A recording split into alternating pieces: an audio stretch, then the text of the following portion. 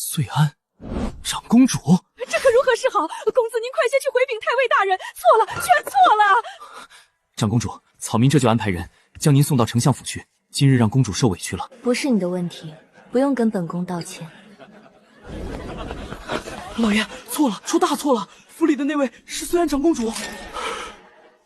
照顾好宾客，不要露了破绽。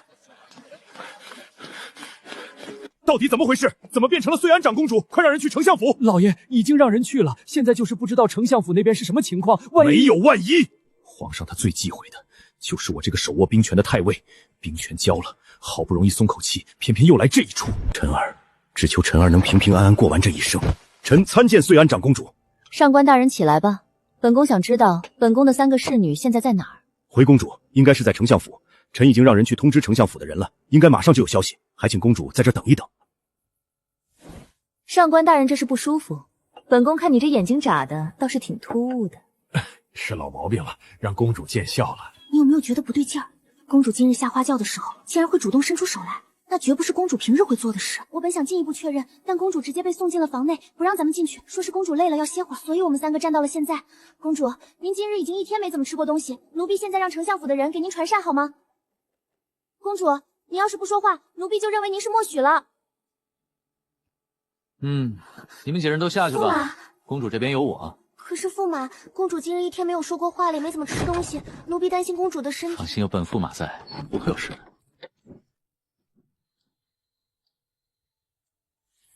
怎么这么亮？天亮了。公主，臣儿自小被微臣惯坏了，性子慵懒，但绝对没有对公主不敬的意思，还请公主能够见谅。宦官大人，本宫在此已经等了有些时间，还有多久才会有结果？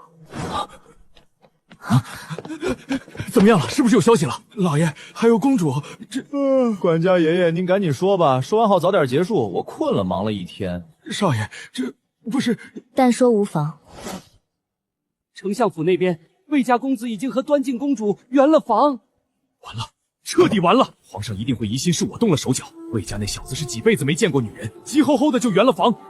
上官大人，给本宫备马车，本宫现在要入宫。见皇后上京第一才女，这副模样简直一模一样。好，公主，臣这就吩咐人备车。公主今日怕是没怎么进食，臣这就命人备些点心。多谢上官大人费心。方才上官公子已让人送过些吃食，本宫用过了。应该没有事了吧？我去睡觉。还想着睡？现在赶紧跟我进宫，跟皇上谢罪。谢什么罪？我什么都不知道，我又不是魏行展，有什么罪？要说有罪，应该也怪魏行监，他可是什么都做了，我这不亏得慌。圆房不成想的那么美，你敢动半分心思，皇上下诏你严惩太监。我不想圆房，我就是觉得不服气，凭什么？爹，您讲讲道理行不行？魏家那老家伙阴着呢，怎么可能会弄错？接亲过程中没有停过，2位公主只有可能在宫里出来的时候就乱了。皇上，臣该死。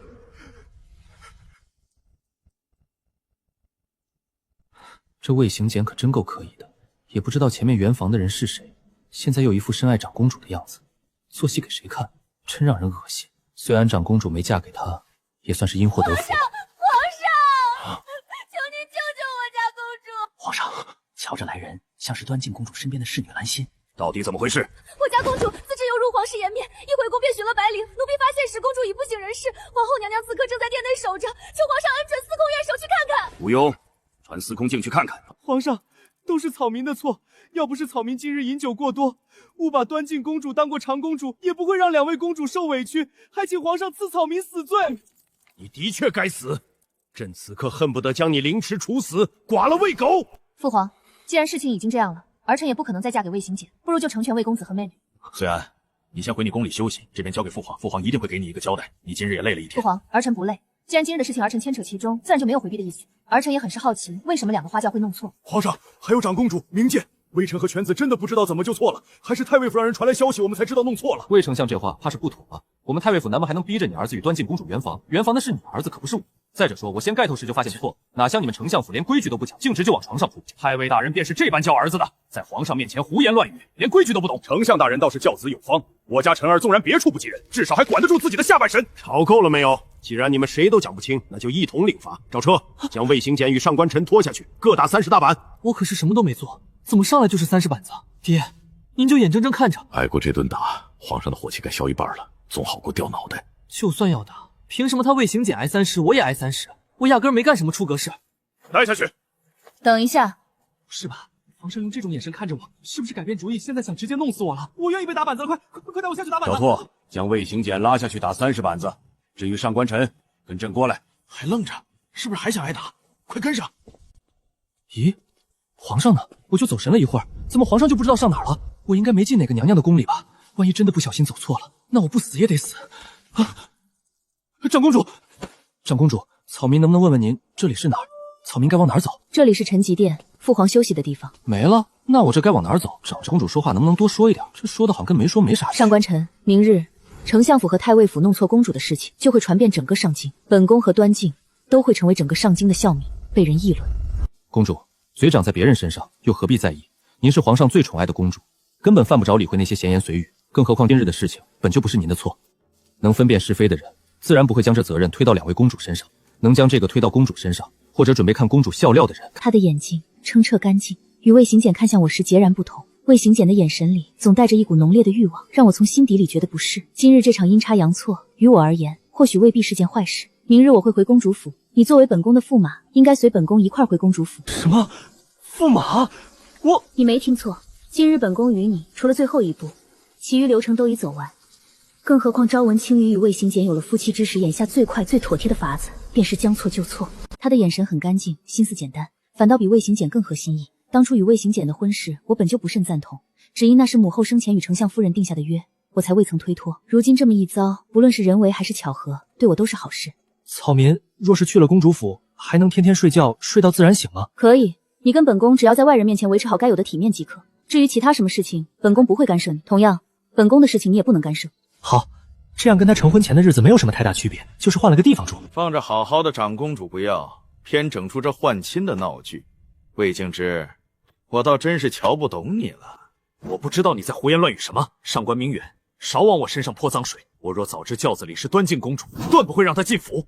是吗？不知道是真不知道还是装不知道？你心可真够黑的，还想往我太尉府泼脏水。幸好我儿子把持得住，不今日这事还真说不清。上官明远，少给你那不成器地的儿子脸上贴金。长公主怎么会看得上你那废物儿子？就他那副样子，也配碰长公主？简直是白日做梦！2位大人，快起来吧。魏丞相，端静公主眼下宫中歇下，明日若醒了，会派人送回丞相府。这段时日里，长公主与大驸马要暂居太尉府，还请上官大人回去好生安排。好，我这就回准备，劳烦吴庸总管了。太尉大人客气了。吴庸总管，我要见皇上。您说什么，魏大人？您再说一遍。我说我要见皇上。没事了，这也太大了吧！不愧是皇宫。管他呢，谁都不能阻止我现在要睡觉。一波三折的一天。吴庸，你说朕这么多年捧在手心里的宝，就这么便宜上官家那个臭小子了？朕就不明白，就算发生了那种事情，但穗安是朕的女儿，更是大赦最尊贵的长公主，根本不用屈尊下嫁给上官晨。朕能给她找个更好的驸马。皇上，您消消气，长公主向来有主见，这么做一定有公主的深意。况且奴才倒是觉得上官晨不一定就没有魏行客好，上官晨的眼睛里没有那么多的算计，或许能带给长公主多真心。你说的没错，上官晨的眼睛里多了一丝魏行客没有的纯净。如果不是看在先皇后之前和魏家夫人定下的婚约，朕不可能让穗安嫁给魏行简。朕已经都打算好了，穗安嫁给魏行简之后，那魏行简的仕途就算走到头了，朕断不会让魏行简踏入朝堂，即便进了，也绝不会让他握有半分实权。公主，您受委屈了。魏行简真不是人，这明摆着就是在算计您。什么喝醉了认错人，全是托词。我与兰珠、陈璧到了丞相府外，就被他们府里的人拦着不让进。还有端静公主，她怎么可能不知情？我们在外面喊了那么多遍，端静公主一句话都不说。听到我们声音的时候，她就应该反应过来错了，反而一直装傻充愣，就是故意的。这错倒错得正好，上官晨原也不似外面传的那么不堪。奴婢特地问了一下大驸马的荒唐名声，除了不喜欢出门，倒也按时去书院，其他的都是一些什么废物的言论，不良的嗜好也没有听过。这么说，大驸马这么看来还算是个好人，但是奴婢还是觉得有些委屈。行了，你们都下去休息吧，明日还要去丞相府，那笔账要好好算清楚。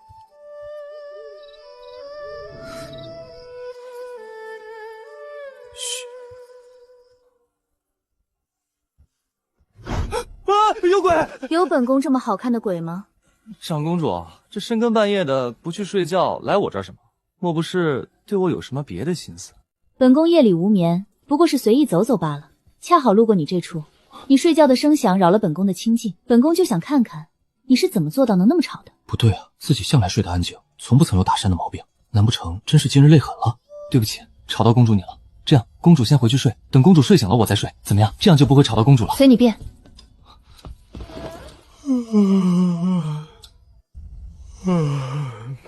大驸马，你这是昨天晚上做贼去了？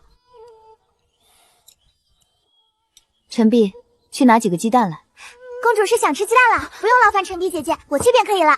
用鸡蛋抚一抚，你眼睛能舒服些。她这是在关心自己。好，谢谢。敷眼睛该剥壳还是带着壳？应该是不用剥的吧？奴婢换个干净的给您。有壳裹着不脏，还能吃。就是这敷眼睛要怎么弄？剥壳吗？这敷上去太烫了。这边有帕子，您将鸡蛋包在里面，就不会那么烫。早知道皇宫里的御厨做菜这么好吃，先前我也不必找些由头躲避宫中宴席了。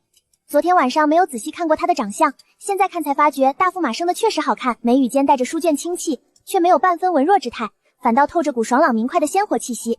母后，父皇怎么可以对行简动刑？他不过是个手无缚鸡之力的读书人，30大板下来，他怎么承受得住？我当时就说过，换亲的事情凶险，魏行简也是，怎么能这么着急？而你又怎么能这么稀里糊涂的就依着魏行简？要不是昨天你回来了白灵这一出，你以为你今天还能好好躺在这儿吗？景昭帝将婚事赐下时，我心中本就极不赞同，暗地里我早已将利弊算得分析。太尉府如今兵权尽失，上官明远这个太尉不过是个被架空的虚职，在朝堂上连半分话语权也无。后来听闻景昭帝将穗安与鱼儿的婚事定在同一日，我心中便动了暗心人的念头。此事丞相府自也知情，若非有他们从中想助，这偷梁换柱的计策又怎会如此顺利的推进下去？只不过圆房这一点，我是怎么都没有想到。现在不仅女儿吃了亏，还让皇上对他们不满，但结果与我最初的筹划相差无几。鱼儿既已与魏行简有了夫妻之实，便算彻底绑在了一方。穗安那边与太尉府的婚事也终归是成了。爹，长兄这到底是怎么了？风儿，没有什么太大的事，你快去歇息。可爹，长兄他脸色这么难看，而且背后也是一片血痕，怎么会没事？我现在去找大夫来给长兄看看。而这般爱护兄长的样子，心里有些宽慰，但大儿子对小儿子的态度，眼下就觉得行简今日被打，活该。魏某的夫人长大的闺中密友，当年长公主尚在先皇后腹中时，两位自幼女子玩笑间曾提及，将来若有子女，便结为秦晋之口。后面生下长公主，夫人也会带着行简一同入宫，让两个孩子在一块玩。直到长公主6岁那年，先皇后生3殿下那天难产，撒手人寰。也就是那天起，长公主说话越来越少，脸上的笑容也是逐渐没了，性子越来越冷，不喜欢跟其他人接触。皇上更是对长公主的宠爱达到另一种程度，所有人都知道皇上对先皇后的情谊。他生前所言，哪怕是一句戏言，也被他刻骨的记在心里。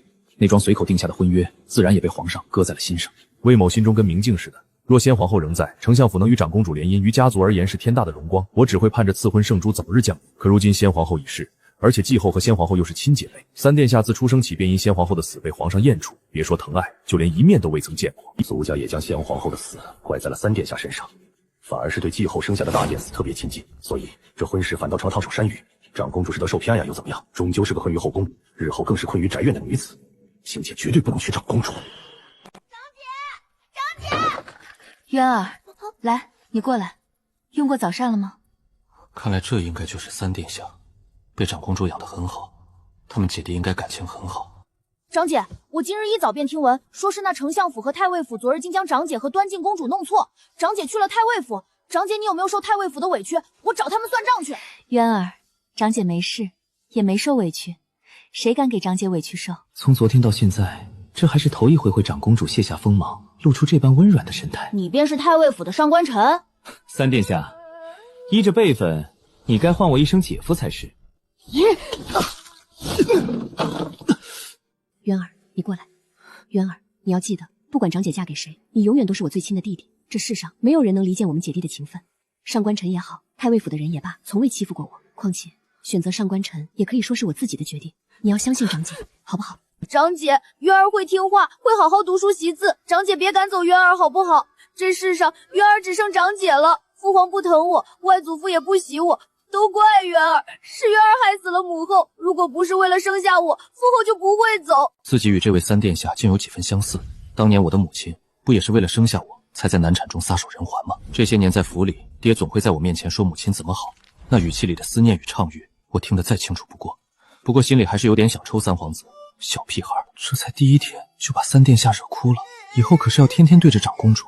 那我这是不是……那时我才6岁，亲眼见着刚降生的弟弟被随意搁在冰冷的床榻上，小脸哭得通红发紫，殿内竟无一人上前照料。我抱着他走到明德殿，跪在殿外求父皇允我亲自抚养着这个弟弟。我至今清晰记得，当时父皇隔着殿门望向怀中婴儿的眼神，那里面没有半分身为父亲的温情，只有毫不掩饰的厌弃，甚至还藏着一丝令人心惊的冷肆。那目光，我此生都无法忘却。三殿下现在才9岁，又没有皇上的宠爱，还顶着嫡子的名头，危机四伏，难免有些人会想直接对他下手。不过幸好有长公主在，但即便长公主将他护得周全，深宫之内人多口杂，那些闲言碎语如细针般，终究难免会刺到三殿下。又是个可怜的孩子，我现在有些想回太尉府了，给我娘点一炷香。这么多年，爹每天都会给娘上香，每日都会对着母亲的牌位絮叨，说我何时换了第1颗牙，又何时长高了1寸。本宫要入内室换衣，衣服被泪水打湿了，今日还有事情要做。手臂上的伤，让刘莹拿药给你处理。大驸马，您这伤不轻，奴婢去拿药。长公主这是在关心我，还是怕三殿下要出人命？算了，都一样。驸马，三殿子自小就跟着，就将公主的事视作头等大事，但凡牵涉公主，反应都很激烈。今天的事，还望驸马不要放在心上，更不要记恨上三殿子。不会不会，三殿下还是个孩子，今天的事情也是我的错，我倒是怕三殿下记恨上我。驸马，三殿下性子是敏感了一些，但是他能明白什么人对他好，什么人对他不好，来日方长。不知道长公主心里在想什么？长公主那么疼爱三殿下，我今天这么一遭，不会把她惹火了吧？那我以后在公主府不会睡柴屋吧？虽然说我从来没有想过要跟长公公主发生什么，但是长公主现在可是掌握着我以后能不能有好日子的关键人物。不过长公主应该不会是那么小气的人，看来以后还是少说一些话好。怎么能绑得这么丑？算了，反正也没人看。公主，臣记得您今日还有事情要做，怎么还在这儿？我在等你。昨天我就跟你说了，要你陪我去。有吗？我怎么不记得了？刘莹，马车慢一些，不用那么着急。好，公主。公主到地方了。不急。自家公主向来性子清冷，今日竟会为昨日才认识的上官晨这么迁就。自家公子这睡醒睡得这么沉，怎么可能那么快醒？自家公子好不容易被长公主看上了，若是因为这个长公主不要他了，那他家公子太不值了。严峰，你怎么在这儿？公子，你醒了啊？是不是做噩梦了？老爷知道今日公子就跟长公主出宫，特意让我在宫外等着。我看长公主的马车出来，就一直跟在旁边。丞相府，长公主来丞相府做什么？难道是她突然改变主意了？还是觉得魏行简比较好？也是，魏行简好像和长公主从小就认识，也应该算青梅竹马吧，不舍得也正常。不过长公主来丞相府为什么要带我来？不会是昨天魏行简被打，觉得我没被打，想为魏行简出气吧？严峰，你家公子要是待会儿被人打了，你动作快点，看长公主差不多气消了，就赶紧上去拦着。公子，我就不随你进去了，那耳旁的茶楼看着雅致，我去里头泡壶茶等着，等你们出来了。长公主与自家公子如今算得上绑在一处，一荣俱荣，一损俱损，怎会真在丞相府对公子动手？而且长公主看这样子，像是来丞相府算账的。自家公子这脑子整日里到底在琢磨些什么？严峰，你家公子我平日可待你不薄，我这都被人打了，你就这么袖手旁观？公子，您还是先顾着眼前吧，再磨蹭下去，长公主的身影都要瞧不见了。想不到我堂堂一朝丞相，向长公主行跪拜大礼就算了，竟还要与这个自己素来瞧不上眼，只当是纨绔废物的上官晨压一头，这般屈辱，实在让我心头憋闷得慌。魏丞相，本宫今日登门，只为取回属于本宫的嫁妆，不知丞相是否已将东西收拾妥当？昨日之事后，太尉府那边端进公主的嫁妆已由太尉大人一早送回丞相府。长公主放心，臣早已命人将嫁妆清点打包，尽数安置在院子里。原还想着今日午后亲自带人送到太尉府，没想到长公主竟亲自来了。魏丞相，未免日后账目混淆，生出不必要的争议。公主的嫁妆今日需当着双方的面逐一清点核对，还丞相配合。自然，陈卓姑娘尽管清点，臣已命人备好笔墨，随时可记录核对。长公主此举分明是信不过她，怕她私藏或调换嫁妆，甚至带着几分当众验明、扫她颜面的意味。可即便心头满是不满与憋屈，她也不敢有半分表露。原来长公主是来拿回嫁妆的，我还以为长公主后悔了。怎么这么多？端进公主那点嫁妆，怕是连长公主的1/10都不及。从前只听人说皇上怎么宠爱长公主，今日见了这满院嫁妆，她才真正对这份宠爱有了迹象的认知。这般手笔，放眼整个上京，怕是再无第二人能及。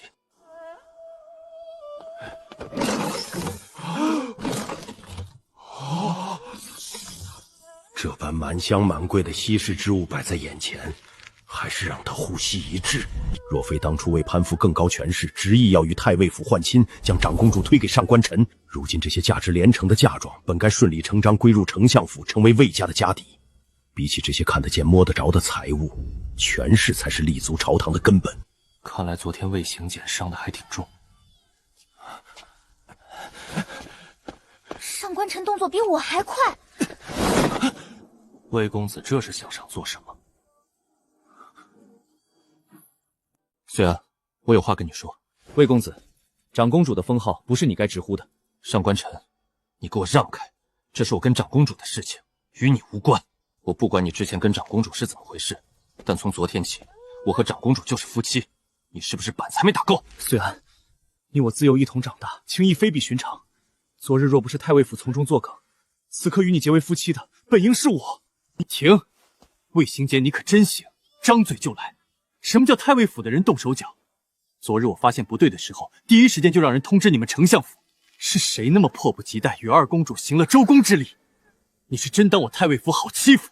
我是喝了酒，才昏昏沉沉失了分寸。虽然你且信我这一次，莫要听上官晨的片面之词，他对你根本不是真心，分明是早有预谋。这哪里是辩解，分明是赤裸裸的挑拨离间，既想撇清自己的过错，又想抹黑他和太尉府。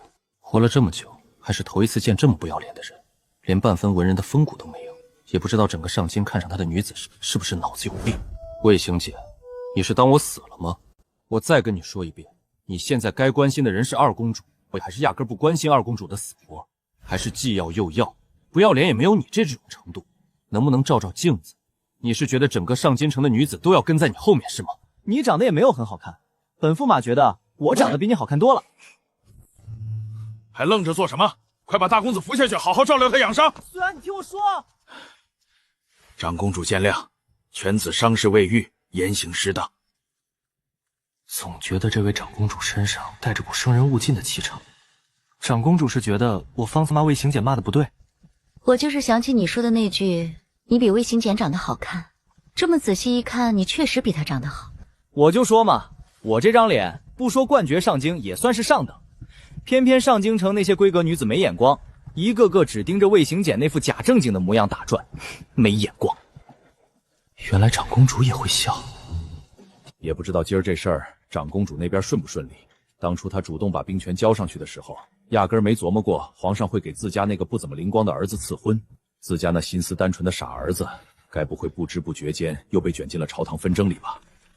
管他什么朝堂纷争、楚魏之争，日后的事且待日后再说。眼下最要紧的是，赵英初与这个儿媳，我是打心里满意，总算有个能镇住场子的人，管管自家那个不着调的傻儿子了。长公主一路辛苦，快些进府歇息吧。你怎么先下来了？赶紧一边去！长公主呢？不是吧，爹，我可是你亲儿子，你这什么态度？我昨天一整夜都没回府，整整一夜，你就不问问我有没有受伤，有没有受委屈吗？少在这废话，赶紧给我让开，别挡着道，耽误我接长公主。长公主一路辛苦，舟车劳顿，臣已经让人在府里备好了吃食，也把您的住处收拾妥当了。这段时间让您受委屈了，还请长公主莫表见怪。世人常说娶了媳妇忘了娘，他爹倒好，儿媳妇进门直接把亲儿子抛到九霄云外了。太尉大人，辛苦您了。长公主，您看，这边是府里的正厅，过了这门便是后院。左手边那片竹林是臣儿亲自种的，后面便是书房。您若有要事处理，随时可用。算了。都说金窝银窝不如自家狗窝，这话可真没说错，还是我这张床睡着最舒坦。没想到老爹这回倒挺贴心，竟给我换了新被褥。长公主喜欢清静，这点倒和自家傻儿子挺像。这院子是整个太尉府最大的，最重要的是挨着竹林，清幽安静，很符合长公主屋的性子。至于上官晨的东西，直接吩咐下人打包好，送到中最偏僻的院子。那院子常年没人住，正好他傻儿子爱睡觉，也清静。这混小子又跑哪儿去了？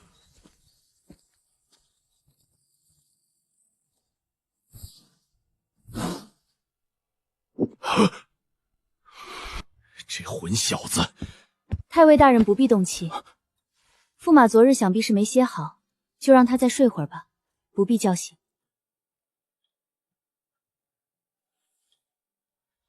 晨儿怎么受伤了？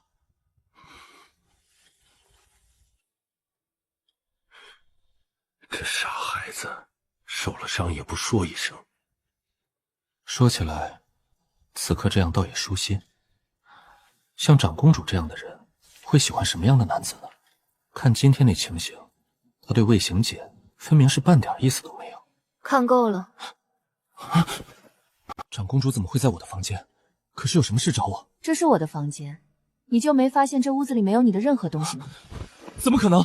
这是我从小住到大的。我的衣服呢？还有我的书呢？这到底是怎么回事？长公主难不成真对晨儿动了心思？不对，不对，晨儿这孩子性子毛躁不说，文不成武不精，浑身上下实在找不出什么能入长公主眼的长处。以长公主的身份和眼界，断不会看上他才是。爹，您怎么能一声不吭就把我的院子给了长公主？那我往后住在哪里？还有，我房里那些玩意儿您都给我弄去什么地方了？你房里那些东西我已经让管家处理了，直接丢去后院杂物堆了。本就是些乱糟糟的破烂玩意儿，留着占地方。什么？爹，我到底是不是您亲儿子？你怎么能这么对我？长公主才住进府里1天，我在您心里就这么没分量了？你这混小子，废话怎么这么多？让你去住还委屈你了。府里除了你的院子，其余不是待客的偏院，就是下人住的杂院。再者说，没把你的东西直接丢进柴房喂老鼠，已经是给你留了体面，你还敢在这儿挑三拣四？赶紧滚回西院去，别在我跟前晃悠，看着你就心烦。你这，算了，我回屋睡觉去。西院倒也不算差，远离正院喧闹，平日里连个走动的下人都少，安安静静的，正好合了我喜静的性子。更要紧的是那地方偏，自家老爹平常不会去，也能省一些唠叨。再者，西院虽在府宅最偏处，院檐墙上却挨着个角门，那门平日里鲜少有人值守，我要是想出去也方便。严峰，跟我出去走走。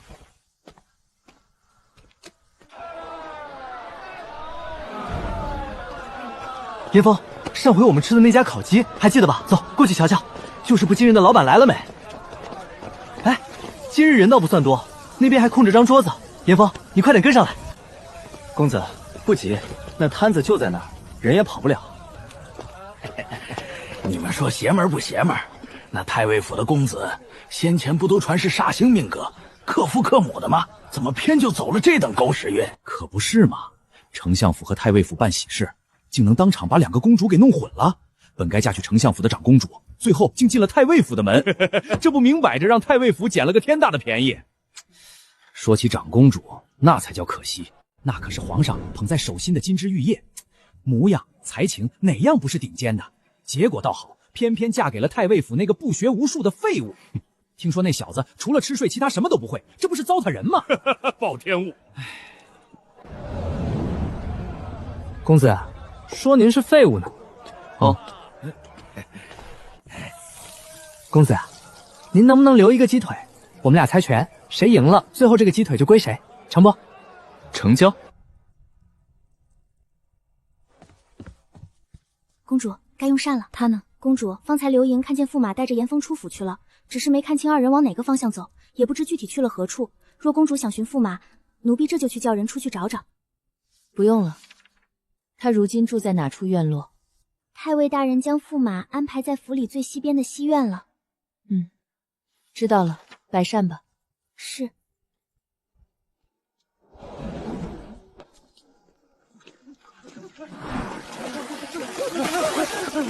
站住！这慌里慌张的，西院那边出什么事了？公子，西院着火了，院里的房间烧起来了，我们正忙着救火。着火！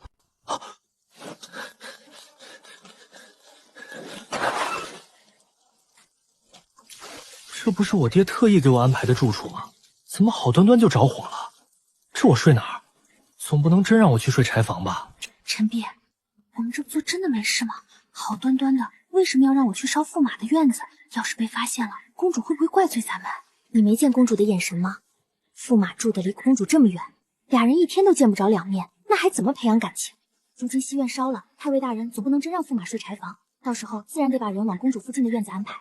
这可是为了公主和驸马好。我还是觉得公主嫁给驸马实在委屈。公主那般好的人，容貌才情皆是上京顶尖的，本该配着京城里最好的才俊，怎么偏偏……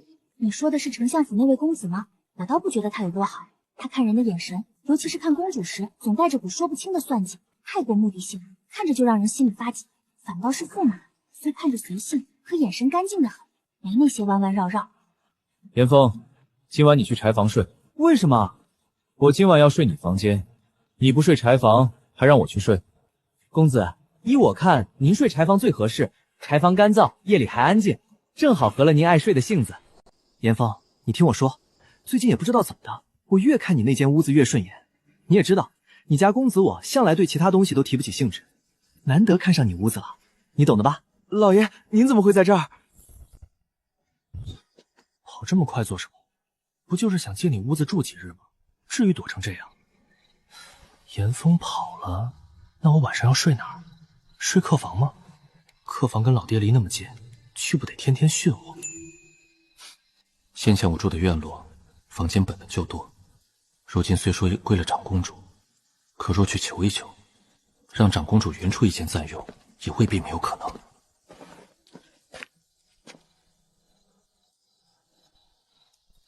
我若是就这么走过去，他们会不会拦？虽说如今顶着个驸马的名头，可终究是挂名的，在这些侍卫眼里，恐怕半点分量都没有。朝清初雨竟在我和上官尘之间毫不犹豫地选了上官尘，这结果像根细刺，扎得我连日来坐立难安。不过眼下的朝堂局势，取昭明青鱼才是我仕途上最稳妥的一步棋。大殿下可是昭明青鱼的亲兄长，今年刚满20，早已行过冠礼，入了朝堂。反观昭明初雨那边，三殿下今年才9岁，别说摄政，因为先皇后的事情，这么多年皇上都没看过他一眼。可理智归理智，昭清初雨明明是和我是从小一块长大的青梅竹马，可我没想到他竟会将错就错，选了那个处处不如我的上官尘。昭清初雨便是不嫁给我，也该为我守着这份体面，守身如玉才是。真是活见鬼！太尉府那么多院落，偏偏就西院着了火，难不成真要让我去睡柴房？别说柴房里堆着杂物，满是灰尘，单是夜里乱窜的老鼠我就忍不了。就算是老鼠乐意，我还不乐意呢。驸马，这深更半夜的，您在公主院子外头杵着做什么？再不回您的院落，怕是待会儿受了寒，有苦头吃。我就是路过。既是路过，那想来驸马爷也没什么事。公主这个时辰也要休息了，奴婢们也该回屋守着了，就不扰驸马爷了。等等，驸马爷还有事吩咐。那什么，陈碧姑娘，我能不能进院里去？我有桩要紧事，想跟长公主殿下好好商量商量。哦，这样啊，那驸马在这儿先等等，奴婢进去禀报一声。公主，驸马爷在院外候着，说有事要见您，让刘盈引他进来。驸马，快进来吧，公主在正屋等着你。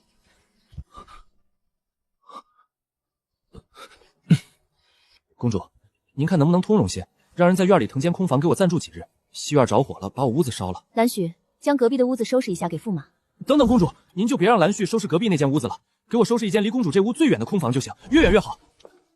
哼，驸马不争气，我都这么助力了，他倒好，不仅不往公主身边凑，反倒想着躲得远远的。驸马这话是什么意思？是觉得跟本宫住得近了与你不妥，还是说跟本宫待在一处你会觉得不自在？不是，公主您千万别误会，是我性子太闹腾。再者我也说不准自己夜里会不会打呼翻身弄出声响。你喜欢清静，我怕住得近了你休息不好。不必了，你吵不到我。那这样就隔壁吧，挺好挺好。公主，隔壁屋子收拾好了。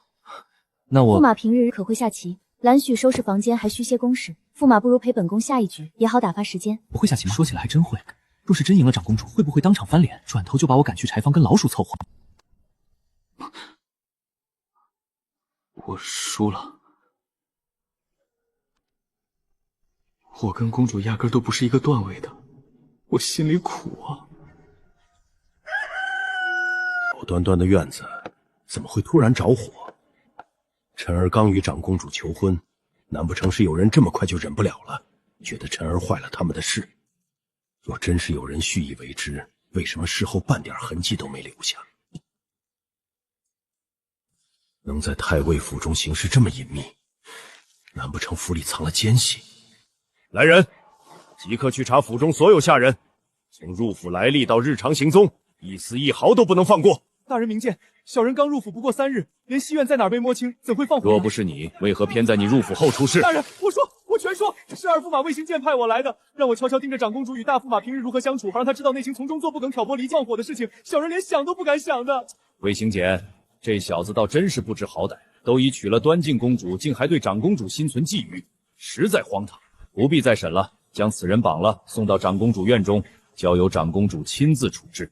放火一事还需再查。参见长公主，参见大驸马。是魏行简派来的，你盯着我也就罢了，为啥还要放火烧我的院子？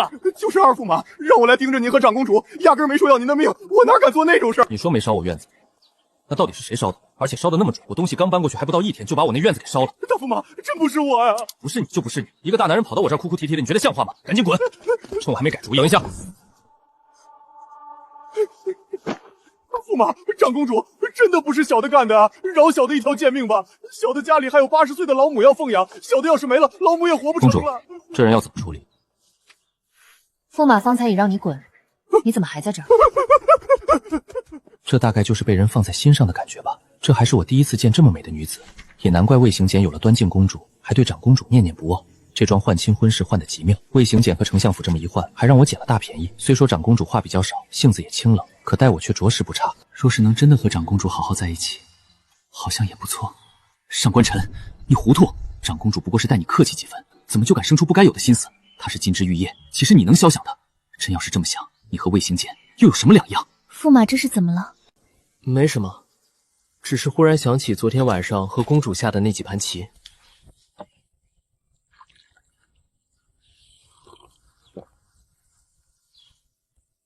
公主，我带你出去走走，好不好？揽星楼的青鱼最是鲜嫩，应该能合她胃口。去完揽星楼，再绕去夜市看看那家烤鸡档。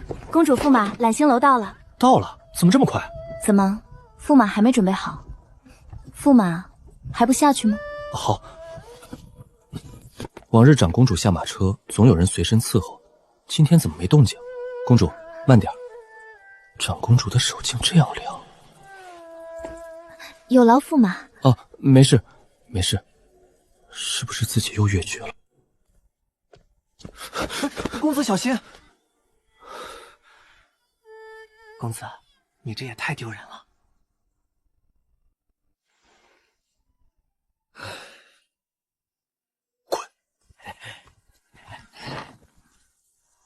要是能一直这样真好，一辈子这样守着长公主该多好。驸马，菜来喽！我不知公主喜欢什么，便让掌柜把揽星楼的几道招牌菜都备了。若是不喜欢，我再让掌柜的换其他的。很嫩，我喜欢。陈元，公主往日里晚上用膳向来只吃小半碗，今日这都添第3勺了，要是吃多了，夜里胃该不舒服了。严峰，有件事得跟你说，我家公主脾胃弱，素来晚上吃不得太多，若是进食过量，夜里容易犯胃疼。你快想办法不着痕迹的提醒下你家公子，别再给公主夹菜了。有了。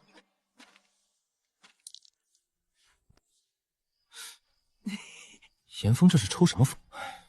公主，你先慢用，我出去跟严峰交代句话，马上就回来。公子，长公主晚饭可不能多吃，吃多了容易闹胃疼。你怎么不早说？公主都已经吃了不少了。我不是故意要吃长公主剩下的东西，只是这些菜若是浪费了，实在可惜，不能糟蹋粮食。魏公子、二公主实在是对不住，今日这揽星楼被一位贵客包了全场，尤其是这楼上，您二位若是不介意，不如改日再来。明日您二位的花销，小店全免，全当赔罪了。不必了，掌柜的，我与公主亲自上去跟那人说便是，哪用得着劳烦你？这人的背影看着怎么这么眼熟？何止是眼熟？这不是魏家公子魏行凯，还有二公主昭敏青云吗？起来吧，看来包下揽星楼的人是长姐与大姐夫，我们姐妹俩也算是心有灵犀。既是长姐与大姐夫在此，今日我们这趟揽星楼倒也不算白来。公主、驸马、二公主与二驸马来了，现在正在门外。既是二皇妹来了，便让他们进来吧。长姐，换亲的事实在是委屈长姐了，妹妹也是后来才知道，但那时木已成舟，长姐跟魏哥哥青梅竹马，如果可以，妹妹愿意将魏哥哥还给姐姐。青鱼，这不是你的错，当日换亲的事情是所有人都没有预料到的。上官兄，今日大概是你我头一回同席用膳，看上官兄这般，想来也是爱吃鱼之人。说起来，长公主自小也偏爱这口，儿时我还常替她挑鱼刺，那会儿长公主总耐着性子等我挑完才肯动筷。这魏行简是故意的，自家媳妇就在身侧，偏盯着别人的妻子说这些陈年旧事，他有病。公主，臣记得你也爱吃这鲜物，臣替你挑鱼刺吧。谢谢魏哥哥。蹭饭，行啊，那就让你们蹭个痛快。二公主，二驸马，你们来的可真是时候。家父近来管我管得紧，手头实在求去，二驸马出手何等阔绰，想来这点饭钱，二驸马总不会对自家姐夫吝啬吧？严峰，让掌柜的再备一份上等鲜鱼，打包好，账就记在那二位头上。公主，您今日吃的不少，我们不乘马车了，我陪您四处走走好不好？累了再乘车也不迟。好。陈碧，你说公主现在心里在想些什么？公主想什么我不知道，只不过今日那么一出，倒是让端静公主和魏行简挺恶心的。长公主，你跟二公主关系怎么样？驸马倒是有心，这么关心二皇妹，眼下回揽星楼去，或许还能赶上陪她多说几句话。公主，这是怎么了？回去，走。我这话说错了，怎么说变脸就变脸，比翻书还快。公子，您怎么一个人在这儿？长公主的马车这就走了。严峰好像把长公主惹恼了。公子您还有这本事，这可真是奇事，您可别开玩笑了。你看我像是在说笑。公子您说您好好的提二公主做什么？这不傻吗？今儿个二公主那做派，明摆着就跟长公主不是一路人，您偏要往枪口上撞。闭嘴！严凤，你这张嘴就不能歇会儿？没瞧见你家公子正烦着？平常犯傻也就罢了，怎么到了长公主跟前还拎不清？如今把长公主惹恼了，关键我还住她隔壁，一个院子里进出，抬头不见低头见的，我都没脸出门。嗨，你帮我想个法子。算了，你能有什么好主意？待会儿你回去，把我房里的东西都弄出来，我去父亲那边的院子住几日。这怎么可以？您这一搬走，而且还是偷偷摸摸的，长公主指不定更气。不然还能怎么办？依我看，长公主这些日子怕是都不想见我。与其在那儿待着，不如先去问问父亲，长公主和二公主之间到底积了多少过节，把这些理清楚了，再去赔罪，也能摸到些门道。公子，您确定过些日子长公主不会更气？你话怎么越来越多？赶紧回去给我收拾东西。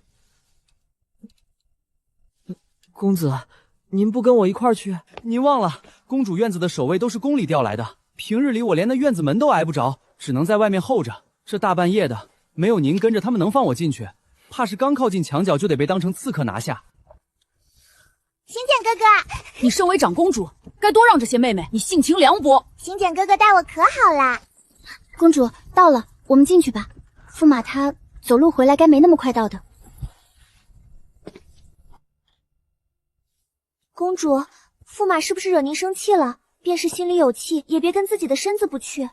我没生气，我跟上官晨相识不过数日，一个半熟的陌生人罢了，犯不着为他动气。严峰，不行了，不行了，你用轻功回府一趟，给我弄辆马车来，或是千匹马也行。再这么走下去，我这两条腿明天怕是要废了。公子，我早说过让您别总窝在房里躺着，您看看，这才多远的路就扛不住了。再说您自己不也会轻功，我们直接施展轻功回去，不省事多了。你当真是个大聪明，我那轻功是什么水准，你心里没数？还有这在哪儿？你让我用，大材小用。况且父亲不许我在外随意用武功，这规矩你也忘了。倒是把这茬给忘了。那公子您在这儿歇着，别乱走，我这就回去牵马来，很快就回。你放心，我绝不乱走，也实在走不动，就在这儿等你回来。公子，公子，我竟把我们家公子给弄丢了。严峰，你这是遭了劫不成？李叔，我把公子弄丢了。公子丢了？不对呀，昨夜二殿下在街上遇着公子，亲自送回府的，此刻怕是还在老爷旁边的院子睡觉呢。公子回来了，可不是嘛。李叔，我是真以为把公子弄丢了，我找了整整一夜。你这孩子多大的人了，还坐在地上哭？公子好好的在屋里歇着，快起来，回屋去洗漱干净，再睡上一觉。还好只是场梦，居然梦见娶了赵薇青鱼。昨天跟着二殿下回来的时候，竟忘了问长公主与二主的关系，放着现成的不问，也不知道老爹哪能问出些什么来。也不知道连老爹年轻的时候到底怎么样，这样说能被我娘看上也情有可原。说吧，跟长公主怎么了？是不是嘴欠惹人家不痛快了？臭小子！爹，您先别管那些，就是昨天多说了句话。对了，爹，您可知晓长公主和二公主之间到底是怎么回事？这皇家儿女的私事，哪是我们能随意揣度的？不过朝堂上的派系牵扯，我倒略知一二。你不是整日二殿下勾肩搭背的吗？这种事问他去啊，他总比我这老头子清楚。我这不是昨天回来的时候太困了，光顾着打盹，竟忘了问。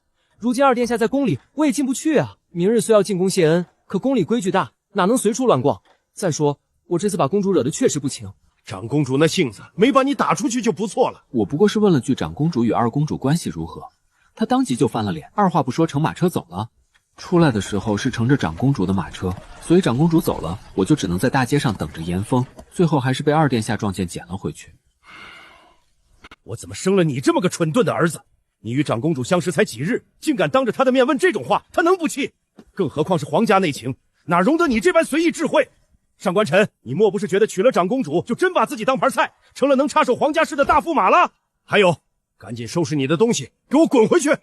滚回哪儿去？自然是长公主的院子。你这般不声不响跑回来，让长公主怎么想？这不是火上浇油是什么？我这样怀疑你是不是我亲生的，桩桩件件事情都办得这么不靠谱。我这就回去，您别吹胡子瞪眼的。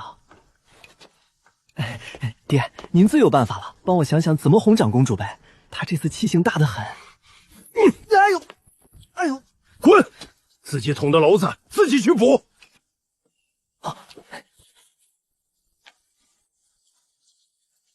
奇了怪了，明明是严峰亲手挖的，我前阵子还钻过2回，怎么说没就没了？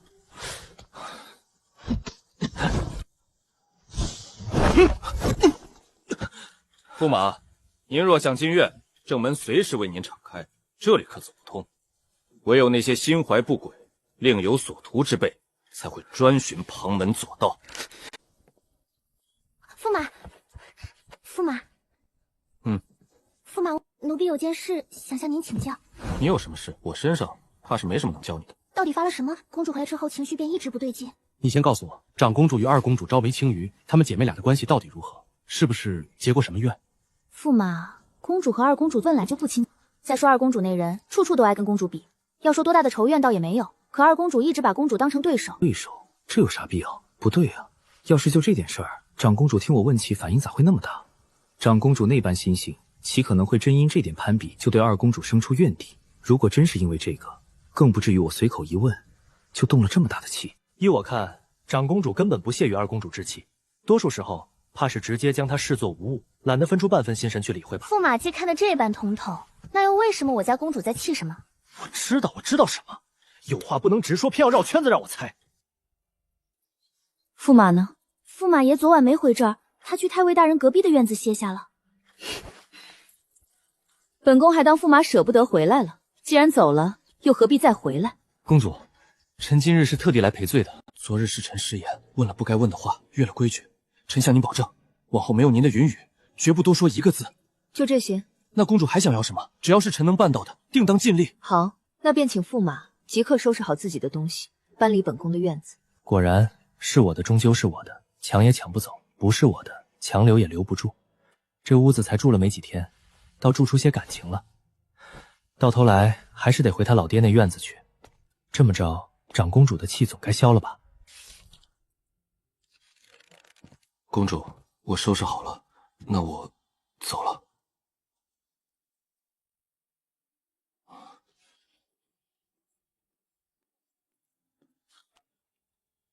昨夜揽星楼，被上官晨一口一个妹夫叫着，想想就气。我不信他对自己一点情谊都没有了，更不服气自己会输给上官晨。论家世，论才干，我哪点比那废物差？魏哥哥，你在想什么？刚回来吗？看你愁眉不展的，在想什么烦心事？是在想明日进宫见父皇的事。上次我们成亲的时候闹得那般不愉快，父皇明日见了我，怕是脸色也好不到哪里去。魏哥哥这是多虑了，父皇向来爱惜人才，你这般才学，父皇心里是有数的。上次不过是一时动怒，倒是那个上官琛，除了仗着太尉府的事混吃等死，还会做什么？父皇素来看重大皇兄，等今年春闱你入了朝堂，我让大皇兄暗中提拔，何愁没有机会？还是公主看得透彻，只是不知公主何时能替夫君引荐大皇兄，也好让我早些表表心意。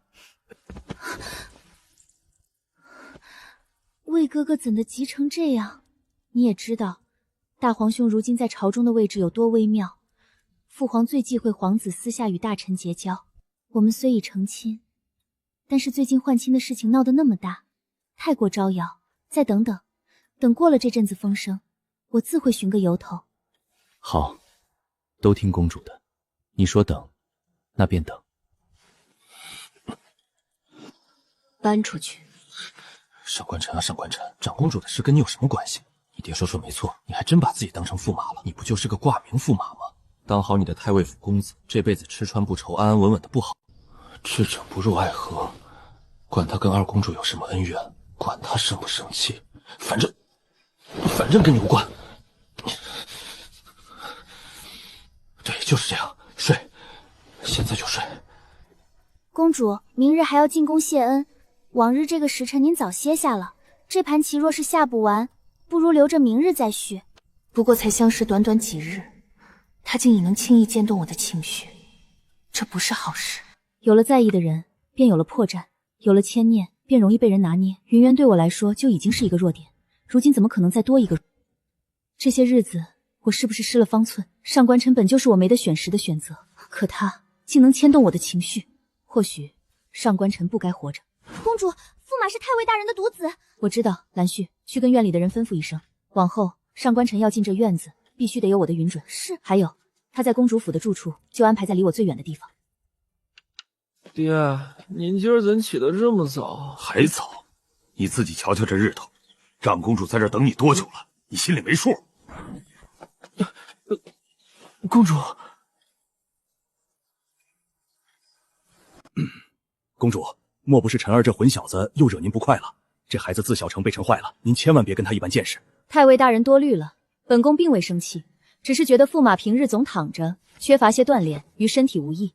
驸马，起身吧。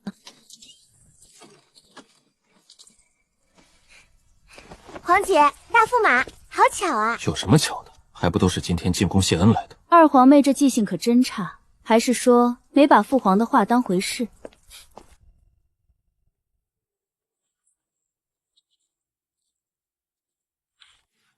端景，儿臣在。你母后方才还念叨你，你先过去吧。是，儿臣遵旨。遂安，这些日子在太尉府过得还好吗？府里的人待你尽心吗？父皇，儿臣这模样像是受了欺负的样子吗？这上京城里真有谁敢动您的长公主？也是，朕的遂安向来只有他欺负别人的份儿，哪轮得到旁人来放肆？遂安，往后若真有人敢欺负你，不必忍着，尽管告诉朕，管他是谁，朕都替你收拾得明明白白。朕的女儿还轮不到旁人来搓揉。父皇，时辰不早了，儿臣想同驸马先回去看看渊儿。许久没见渊儿，这还是他头一回离我这么久，心里总惦记着。父皇日理万机，许是无暇常去看他。可渊儿还小，性子又怯，儿臣不在宫里，总怕他受委屈。若父皇得空，多去看看他才好，也省得儿臣在宫外牵肠挂肚。渊儿是母后拼了性命留下的最后血脉，母后不在了，护不住他，那这份担子自然该由儿臣来挑。还有苏清燕，让他不必在儿臣面前弄那些上不得台面的手段。儿臣虽然不愿理会那些东西，却还没糊涂到分不清真心假意的地步。公主留步，臣有个不情之请。上回臣在大街上走路回家，多亏遇见二殿下送了一程，如今既已入宫，理应去道谢才是。再者，公主与三殿下也有些时日没见，三殿下好像不大待见臣。若是跟着公主同去，反倒扰了殿下与公主叙话，臣便不去叨扰了。公主看这样可不可以？二皇兄和驸马的关系很好吗？公主，你有所不知，二殿下与驸马是同庄，现在都在青山书院读书。二皇兄，他什么时候去了青山书院？二殿下打小就不爱啃那些书本，对着先生们讲授的经义总犯困。贵妃娘娘瞧着心疼，又觉得宫里的课设实在压得太紧，便私下求了皇上，特许二殿下去了青山书院。元宝，你说这上官晨什么时候去书院？他在家赖了这些日子，可把本宫闷坏了，连个能说上几句真心话的人都没有。殿下，这几日咱们府门前的马车就没断过，那些世家子弟挤破了头想进来见您。他们那点心思，当本宫看不出来，无非是想着从本宫这儿捞些好处罢了。真要论起交心，10个加起来也抵不上一上官晨。对了，他的假期是不是快结束了？回殿下，算着日子还有3天。不过奴才前日去书院给你取书稿时，瞧见严峰，就是上官公子身边那个侍卫，正拿着张请假条往李夫子的书房去呢，估摸着是又要续假了。又请，这小子到底在折腾什么？二殿下居然拿那些世家公子跟我相比，你小子什么时候进来的？敢偷听本宫说话？我用得着偷听？再说你这寝殿也太随性了，外面连个守着的人都没有，怕不是谁都能闯进来，整天被一群人围着才叫不自在。说起来，你今日进宫是来谢恩的？对了，那天晚上光顾着拉你，倒忘了问你到底怎么惹着穗安了，竟能让他直接把你丢在大街上。说真的，穗安嫁你，你真是捡着天大的便宜了。当初父皇给你赐婚端静时，我就琢磨着你肯定受不了他。端静那骄纵性子，你看一眼就得觉得烦。依我看，倒跟卫星姐那家伙是天生一对。快说说，到底怎么把他惹火的？我说二殿下，咱们好歹也算挚友吧？你这眼神倒像是盼着我出糗似的。你还真说对了，平常在书院总是被先生罚，被你打趣，好不容易待着你栽跟头，怎么能放过？真是好兄弟。那天晚上我就随口问了句他和二公主的关系怎么样，结果长公主当场就翻了脸，直接把我扔大街上。不该啊，这话听着也没什么不妥，你问也是应当的，毕竟你们已是夫妻，一损俱损，一荣俱荣。我不过是个挂名驸马罢了。什么？这都多少天了，你们还没圆房？说起来，虽然那张脸可是我见过最拔尖的，在跟前你就半点不动心？你脑子里都装了些什么？那是长公主，是你亲妹妹，她的性子你还不清楚，眼里揉不得沙子，我敢动歪心思。何况我与她先前素未谋面，连话都没说过几句，怎么可能做那种事？感情都是处出来的嘛，你主动些，多跟他处处，说不定就成了。少来这套，我跟你说正事。虽然看着冷，心里未必不热，我敢打包票，他不是那等油盐不进的人。你先告诉我，长公主与二公主之间到底是个什么关系？还有那继后又跟长公主有过什么过节？你真想知道？我可说在前头，这里头有些是道听途说，未必做准，但也有些是我亲眼瞧见的。你该知道，继后与先皇后是一母同胞的姐妹，当年继后会嫁给父皇，说起来我也是听母妃说的，她老人家也是从别处听来的，说是有那么一天，继后像往常一样去先皇后屋子里，谁知不知怎的，父皇那天也去了先皇后屋子呢，后来就有了关系，没过多久，父皇就娶了继后。你就没想过，这事儿说不定是继后故意算计皇上的？我母妃也是这么猜的，不过她特意叮嘱过我，这种话万万不能往外说，毕竟是皇家秘训，知道的太多的人通常都活不长久。那你还敢告诉我？谁让你非想知道？换做旁人，你以为我会说半个字？也就你还能让我透点口风。你说的这些还没沾到长公主的边，难道她与继后二公主关系不睦，就是因为这个？若是只因为这个，还不至于让穗安对继后那般冷淡。这里头的弯弯绕绕可比这深多了。你别急，听我慢慢说。你可知晓，穗安曾养过一只小狗，那是先皇后离世以后，父皇特意寻来送她的，就是为了穗安开心。先后并天的那段日子，穗安整日把自己关店里，谁都不理，唯独对着那只毛茸茸的东西才肯露出半分笑意。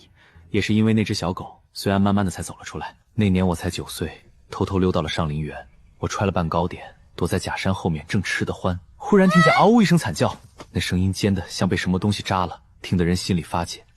当时我连手上拿着的糕点都被这声笑的全都丢到了地上。我扒着假山石缝往外朝，就看那只小狗蜷在地上，浑身抽搐，嘴里吐着白沫，眼看是不行了，而他就站在旁边，那双眼睛阴沉沉的，像淬了冰，直勾勾盯着地上挣扎的狗，半分怜悯都没有。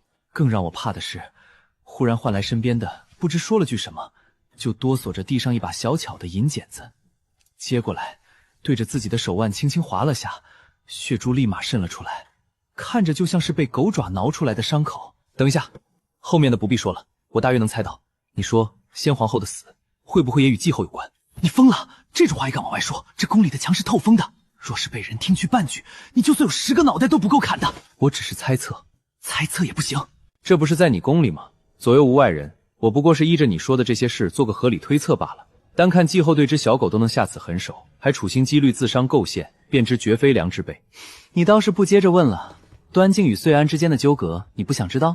这还用问？不用脑子都能猜到。只是有一点我始终不解，我不过问了句他与二公主的关系，长公主为什么反应那般剧烈，仿佛出了逆鳞一般？这我倒也说不准。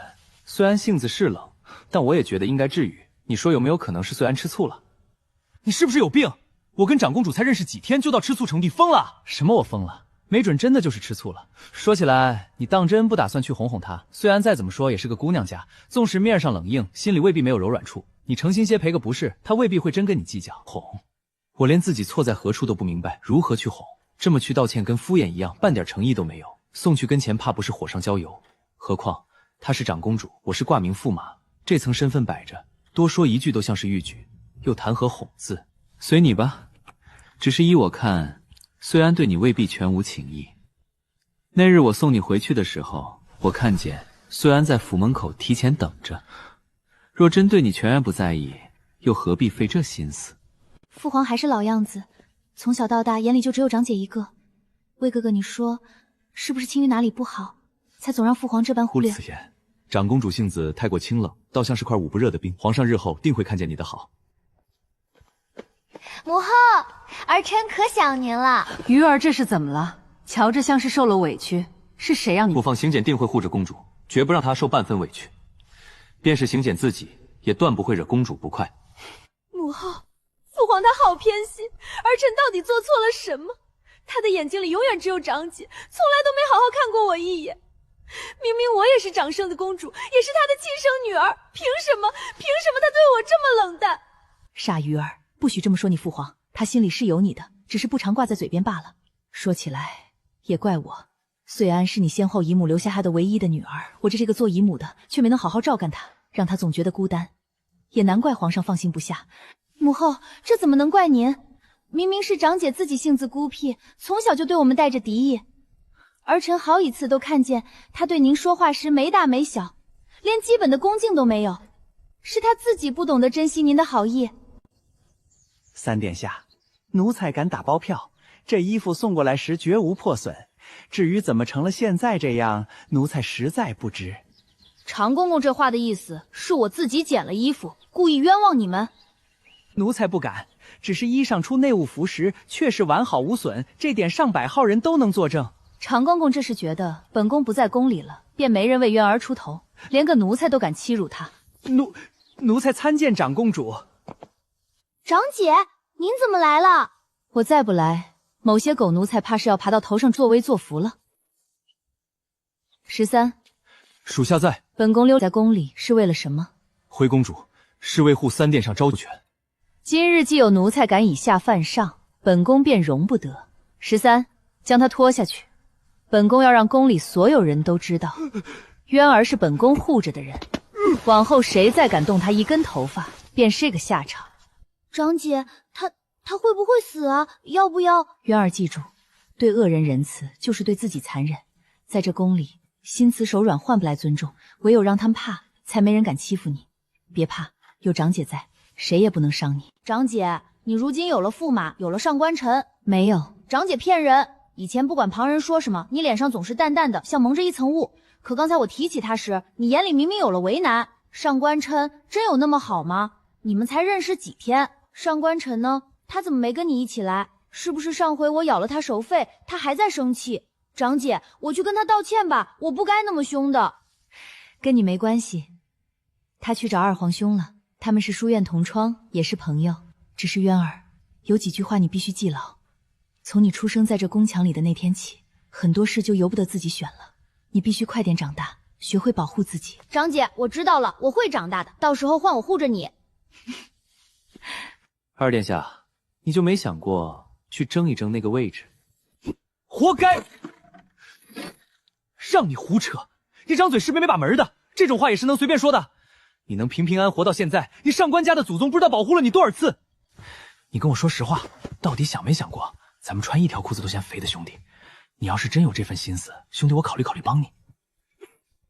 你说是就说是，至于喷我一脸口水？就算你不惦记那个位置，也犯不着拿口水淹我。上官晨，你是真欠收拾，也难怪虽然对你没好脸色，换作是我早把你扔去劈柴了。我告诉你，我昭明御书想做的是将来披甲上阵，做个镇守边关的大将军，可不是窝在这四方宫墙里跟人勾心斗角。就你，上回也不知道是谁3箭拖把2箭，还差点射中自己的马。我是故意的，你懂什么？世事天赋异禀，将来定能成个马下将军。毕竟上马容易摔下来嘛。你再提，信不信我直接把你丢去净身？行，不提就不提。不过说真的，你真想好了，那位置虽烫手，可坐上了能护着多少人？你母妃跟季浩之间可不对付。护人未必非要靠那个位置。我若成了大将军，手里有兵有剑，谁想动我在意的人，也得掂量掂量。倒是你，少琢磨这些有的没的，先想想怎么把岁安哄好。你忘了，我身上流个陆家的血，你上官家祖上3代也都是镇守北境的将军。你说，凭咱俩这血脉，将来会不会成了常胜的新一代大将军，让那些外族不敢再踏过边境半步？这就把我后半辈子安排明白了。行吧，祝你早日圆梦。不过真上了战场，你得挡在我前头。我这人怕累，到时候就在你身后找个逼疯的地儿打个点儿，等你打赢了再叫我。你能不能正经点儿？一天到晚不是想睡觉就是想躺着，浑身的骨头都快躺酥了，就不能多活动活动，想想正经事儿？行了，不跟你耗了，不打扰二殿下做你的大将军梦。走了啊，回见。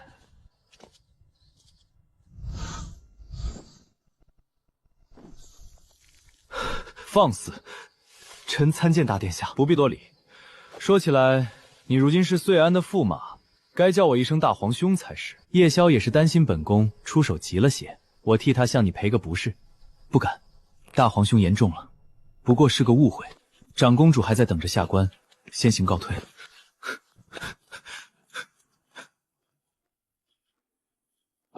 主子，需不需要属下？不必。你觉得他会武功？方才那一掌，他虽未还手，却下意识泄了3分力，绝非寻常文弱书生。若主子想确认，属下今夜可去探探。盯紧他便是。从前仅仅是太尉府的公子，倒不足为惧。如今成了岁安的驸马，又整日与二皇帝厮混。太尉府虽没了兵权，受死的落处就比马大，不得不防。大皇兄怎么在这儿？我听说大皇嫂怀着身孕，正是需要人陪的时候，您怎么进宫了？今日是鱼儿回宫谢恩的日子，做兄长的自然要来看看。还是大好生疼我。不过我和魏哥哥该出宫了，皇嫂那边离不开人，改日再陪大皇兄聚去。臣先行告退。去吧，路上当心。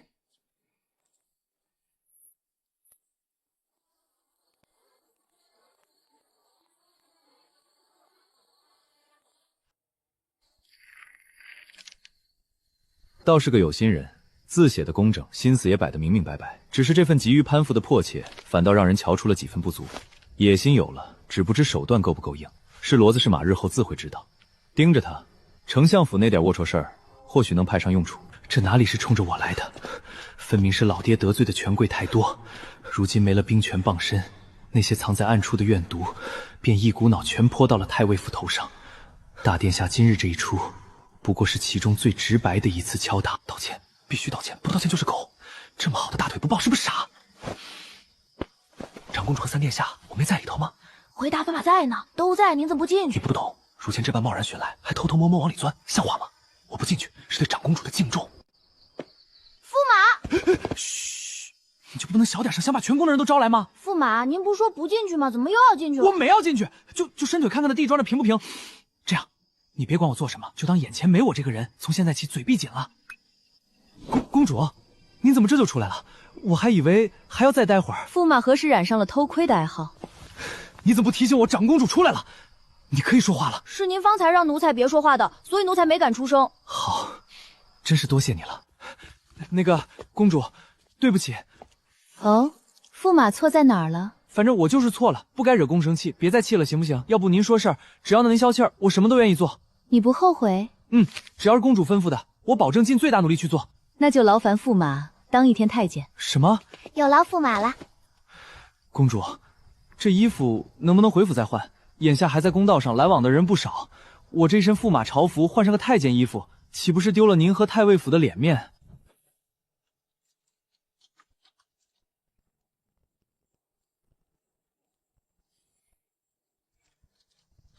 公子你，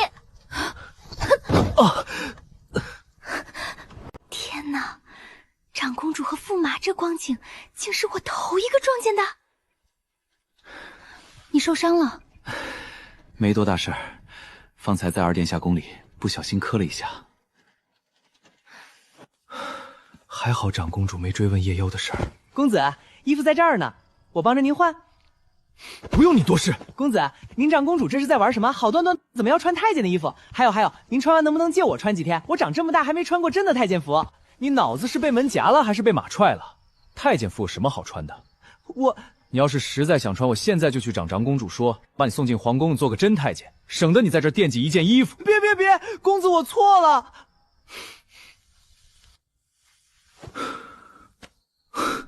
公子，我帮你。怎么伤得这么重？我就说怎么一动就疼得钻心，原来倾成这样了。叶萧是大殿下的贴身护卫，若不是昭明燕宁有心思对付太尉府，他怎么会对我下手这么重？明明看清了我是谁，分明是敲山震虎。公子您等着，我这就去找他算账，让他知道咱们太尉府不是好欺负的。给我回来！你忘了上次被人三拳两脚就撂在地上的事了？就你这点本事，去了不是送上门人再揍一顿？那总不能就这么算了吧？当然不能算，只是现在还不是时候。昭明燕宁既然敢动手，我们就得沉住气，等找到机会再连本带利的讨回来。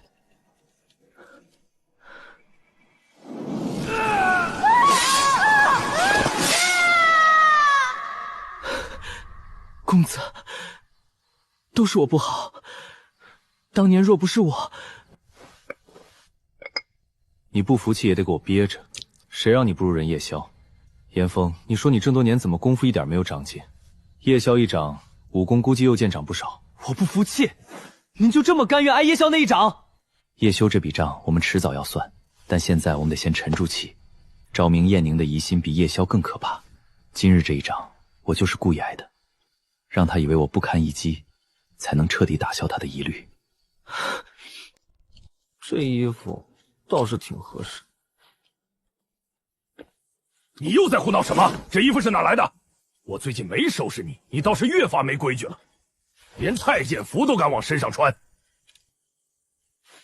今天非得让你记记教训，知道什么该穿，什么不该穿。等一下，这衣服是长公主让我穿的，您要是有意见，直接去找长公主说，别拿我撒气。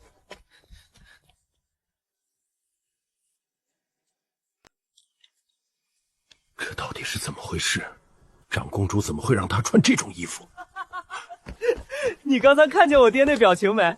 举着树枝不敢动的样子，太解气了。公子，您就别笑了。方才老爷那一下，看架势是真没留手，要是真打在您身上，就算有药膏，也得疼上好几天。你什么时候见你家公子做没把握的事？走，别耽误了正事。驸马穿这身衣服倒挺合身，要不然以后便常这么穿。那可使不得，公主您先前说了，只要我当一天太监，您就不生我的气了。您可是最尊贵的长公主，金口玉言，可不能说话不算数。既是来赔罪，总得有赔罪的样子。驸马先去给本宫泡壶茶来。太烫发涩，好好的茶叶浪费了。是吗？我尝尝看。是涩了点，应该是我没把第一遍水给倒了。我把这壶茶端回去自己喝，再去给你重新泡一壶。公主稍等，很快就好。不用了，放下吧。虽然有点涩，但也不是不能喝，别再麻烦了。也不知道刚才是谁说我浪费茶叶。你说什么？臣没说别的，臣是说公主人长得好看，心肠又好，是天底下最好的公主。你之前都是这么哄女孩子的？臣绝不是那样的人。之前我哪儿哄过女孩子啊？在书院里，身边全是一群糙老爷们儿，连个女眷的影子都见不着。再说公主，你看太尉府这地方，我爹天天板着脸，家里下人们都怕他。就算有其他女孩子敢上门，也得被我爹那气场吓走，哪轮得到我接触？我身边平时就只有严峰跟着，后来顶多再加个二殿下，全是男的。长公主，有些话我不知道该不该说，怕说了越界，但我还是想跟你说，你别生气。那天晚上我真没别的意思，不是故意冒犯你，我就是想多了解了解你。驸马，我饿了，吩咐厨房传膳吧。严峰，你说公主平时爱吃什么？总不能拿凉馒头给她吧？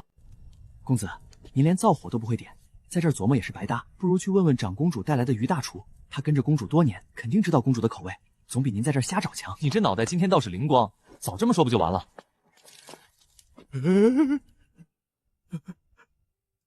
驸马爷，求您有话直说吧，小的胆子小，经不住这么琢磨，您别这么吓小的了。你这是犯的哪门子毛病？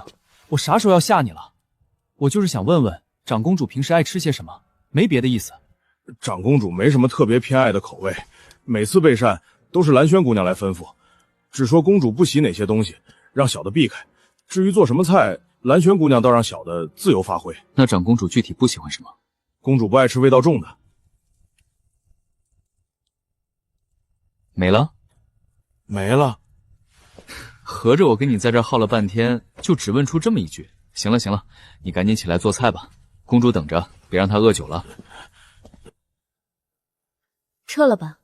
公主满打满算也没吃几口，方才还说饿，怎么吃这么点就停了？这么瘦，真不知道这么多年是怎么过来的。长公主，你是不是还有别的吩咐？长公主，是不是我哪里做错了？您要是有话，不妨直说。您这样盯着我，我心里实在发慌。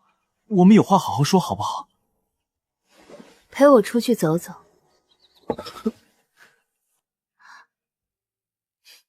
你给我饭做什么？饿了不就该吃饭？自家公主伸手分明是想搭着驸马的手臂同行，驸马怎么就这么不开窍？陈碧，你这是感冒了，我这就叫严峰去请府医来给你瞧瞧，免得耽误了病情。驸马不必了。手。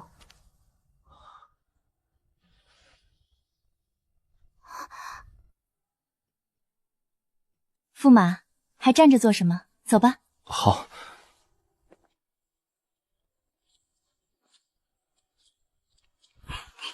你看公主跟驸马这模样，我就说嘛，那天在马车上，嘘，小声点儿。上官晨，你到底还有多少事是我不知道的？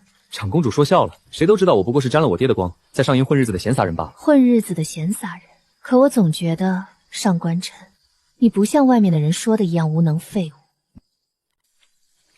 驸马似乎很喜欢这池鱼，我总是能看见你每天都要在这儿待上一段时间。我也说不清是喜欢还是不喜欢。小时候父亲总很忙，府里冷冷清清的，便喜欢蹲在池边看鱼儿游来游去。后来就算是惹了父亲动怒，挨了责罚，也总是往这儿跑，对着这些鱼儿说话，倒比闷在心里舒坦些。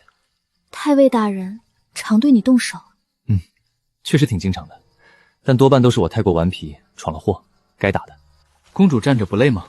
不如也坐下说话。好。驸马似乎很喜欢竹的，您院中四周也种满了竹子。我就是觉得听着竹叶沙沙的声响，心里会格外轻松。我母亲唯一留下的那幅画像，旁边便是一片竹子。公主刚才问了我那么多事情，现在是不是该轮到我问了？那天晚上，公主为什么突然生气了？你觉得本宫是个难相处的人吗？自然不是。若公主真的难相处，我跟公主初见那天晚上，又或是后来不小心误睡了公主的床，我早该挨板子了，哪还能有现在跟公主坐在这儿聊天？公主平日那副冷冰冰的模样，或许只是为了护住自己。宫里的日子肯定不比宫外自在，处处藏着算计，步步皆是风险。更何况公主本就是众人瞩目的焦点，不竖起些锋芒，怕是要受更多委屈，又怎么能护得住三殿下？你是第一个说我好相处的人，自小便只有父皇还有渊儿他们待我真心，其余人接近我时，哪一个不是带着目的？上京中多少双眼睛盯着，盼着看我从云端摔下来，摔得粉身碎骨才好。你不是想知道那天晚上我为什么会突然生气？在外人看来，端静性子温婉，说话轻声细语，看着便惹人疼惜。你们男子不都偏爱这样柔弱和顺的女子吗？相反，我自小性子冷硬不讨喜，最初定下的婚事本就是你与端静，若不是后来换了婚，跟你拜堂成亲的人是他才对。你就没有想过，若是没有那一出换亲，你与他便是名正言顺的夫妻？想过，我的确想过，若是没有丞相府搞的那么一出，娶的便是端静公主。可每次想到这儿，我便不敢再想，实在是太可怕了。我要是娶了端静公主，那我这辈子也差不多毁了。我说实话，看着端静公主那柔柔弱弱的样子，每回就很难受，尤其她说话总是带着其他的含义，我就更受不了了。说到这儿，我还真的是谢谢魏行简，幸好是魏行简娶了她，他俩倒是天生一对，凑在一起再合适不过了。你这是在哄我吗？公主可冤枉我了，我说的全是实话，半分虚言都没有。在我眼里，公主直率坦荡，不做作，比端静公主好上100倍1000倍。公主本就是这世上最好的公主。母后和丞相夫人是自幼一同长大的闺中密友，两家往来素来亲近。也正是因为这层关系，魏行简小时候便常跟着他母亲进宫，丞相夫人也总有意无意地撮合我们。我至今也说不清，端静是什么时候跟魏行记熟络起来的。那时我年纪小，只觉得多了个温文尔雅的大哥哥，又因着母后与丞相夫人的交情，便总爱像条小尾巴似的跟在魏行记身后转。他待我人前也总摆出一副疼惜妹妹的模样，可我心里总隐隐觉得，他看我的眼神与看端静时不一样，对我是客气的、疏远的，对端静却多了几分说不清的纵容。后来母后走了，我突然觉得皇宫好陌生，就想躲着。那阵子整日闭着宫门，也不愿和人说话。也是从那时起，魏行简进宫的次数变少了，对我的态度更是变了。进宫也只是带着丞相府的任务来的，更是常常因为端静的事情指责我，或是说我不懂让着端静，或是说我性子孤僻不懂和人相处。那一刻我才彻底明白，他从前的好不过是看在母后的面子上。母后不在了，那份虚情假意也懒得装了，我不屑与他虚与为止。自那以后便再也没见过他。再次听到魏行锦的名字，已是父皇要为我赐婚的时候。他说这是母后生前便盼着的事，也算圆了他的遗愿。原来是这样啊！上京中人人都说皇上最疼长公主，我先前还纳闷，皇上既然疼您，为什么会将您许给魏行简？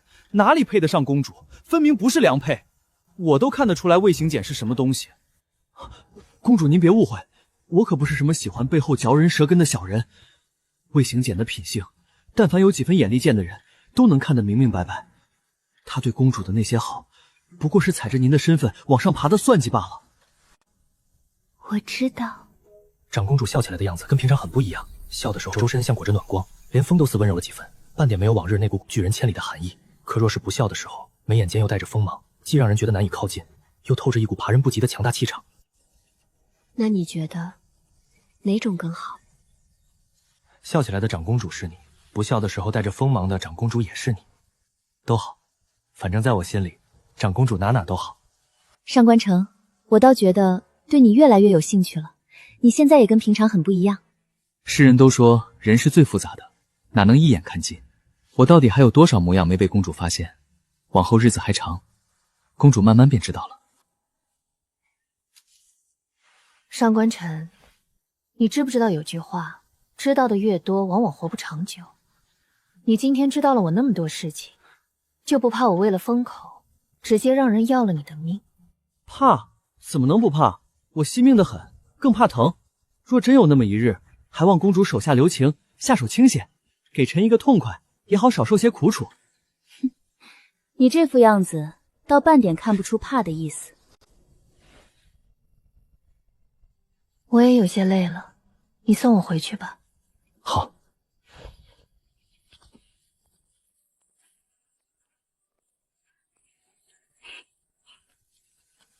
没跟长公主同住一个院子，倒也挺不错。院子周围明里暗里全是侍卫与暗卫，连只苍蝇飞过，他们都要多看几眼。住那儿跟被剥了衣裳晾在人面前一样，一点秘密都没有。公子，我倒觉得你那几天住得挺舒服，一有时间你就往公主身边凑，我看你脸上不是挺开心的。滚！我这是说对了。公子，你不住在长公主的院子里，你的行踪长公主要是想知道，肯定也能知道。还有一件事儿，我至今都没想明白，之前也不是没有跟着公子去过长公主的院子，我从来没有察觉到有暗卫踪迹。那位十一到底是怎么做到一点踪迹都没有的？就你那点破功夫，还想察觉皇家暗卫的踪迹？连我都未曾察觉到十一的存在，更何况是你。你不能有点长进吗？你那功夫，我都怀疑我是你的护卫，到头来还要我救你。练武的时候你是不是偷懒了？公子，你这话可就冤枉我了。我也想长进，可底子摆在这儿，怎么练都赶不上。公子倒好，武学招式看一眼就能记住，平日里趴在假山上睡大觉，我在太阳底下练得汗流浃背，最后成效还不及公子的一成，这上天也太偏心了。行了，别在这儿唉声叹气了，赶紧收拾一下，我们出门。公子，这都快入夜了，咱们去哪儿？明日要去书院，董老夫子定要抽我回答问题。一想到他那吹胡子瞪眼的模样，我现在脑袋都疼。出去买些蜜饯，晚上临时抱佛脚的时候可以垫垫肚子，也能少困些。估摸着今晚也就睡2、3个时辰，能看多少是多少，总好过明天没回答让来被他罚抄几百遍《诗经》。这就去。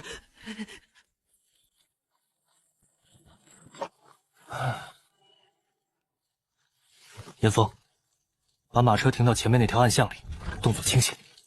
公子，您这是要做什么？你猜猜，我刚才在马车上看见谁了？我哪猜得到？公子您就别绕弯子了，到底是瞧见谁了？宋志辉。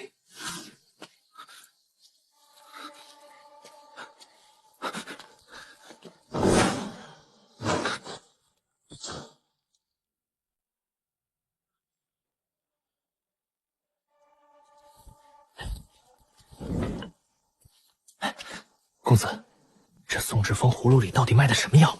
绕了3、4个巷子还不停，简直是在兜圈子。你懂什么？他越是这样兜圈子，越说明心里有鬼，故意绕路就是为了甩开别人，怕有人跟着他。耐心等着，说不定待会儿就能看到好戏了。夏兰，公子我可是想死你了！呸，真是道貌岸谈。方才在街上还装得人模狗样，转眼就露出这副龌龊嘴脸，确实不是东西。公子，这夏兰我看着怎么这么眼熟？哦，想起来了，她不是之前总往书院跑，给宋志辉送点心吃食的丫鬟吗？我当时还纳闷儿，书院伙房的点心样式齐全，宋志辉为什么要让人送？原来是私会。嗨，宋志辉跟何宗正家的小姐可是有婚约的，如今婚期将近，他竟在外面私养外室。何家小姐也不知道上辈子做了什么，摊上宋志辉这样的人。何家在京中也是有头有脸的人家，何小姐也算是才女，嫁给宋志辉本就不算高攀，如今还没进门就要受这等委屈，宋志辉真是糟蹋了好人家。公子，这不好吧？他们都进屋了，我这么纯情，怕是要被教坏。再说了，这种事看多了容易长针眼。爱去不去，真拿你没办法。夏兰，你放心，等我娶了何家那丫头，得了何家的势力帮扶，立马就把你接进府里。这宋志辉也太不是东西了，一边哄着何小姐，一边还勾搭小丫鬟，真是把无耻2个字刻在脸上了。爹，你这臭小子都多大的人了，也娶了公主成了家，能不能稳重一些，别给上官家丢脸。外祖公的手艺真是绝了，把您这剑打造的又趁手又威风，就是不知道我那神出没的外祖公什么时候能想起给亲孙子也打一把，也好让我沾沾光。小心！爹，您至于这么紧张吗？这是能斩金断铁的剑，又不是一碰就碎的豆腐。你懂什么？这剑比你的年纪都大，是你外祖公的心血，有话就说，没话就滚回你的院子。我来是想问您，最近朝里是不是有什么动静？我昨日无意间听到宋家的人说话，总觉得不对劲，像是藏着什么事。你又在外头瞎听什么？宋家的事，不是你该掺和的。如今太尉府在朝中本就被人盯着，多少双眼睛暗里盯着，就盼着我们家出点错漏。你若敢露半分破绽，下一秒就会有人钻了空子，到时候可不是补一个口子那么简单，无数双爪子会顺着缝扑进来，死得太尉府无立足之地。还有你那身武功更得藏严实了，当年让你学武是为了自保，不是让你在外头惹事儿。爹，您别这么紧张，我就是随口问问，哪有什么歪主意。再说了，如今我娶了长公主，和皇家也算沾了亲，有长公主在，旁人就算有心思，也得掂量掂量。爹，您最近也多留点心，最好离宋家远些。儿子总觉得宋家这阵子怕是要倒大霉了。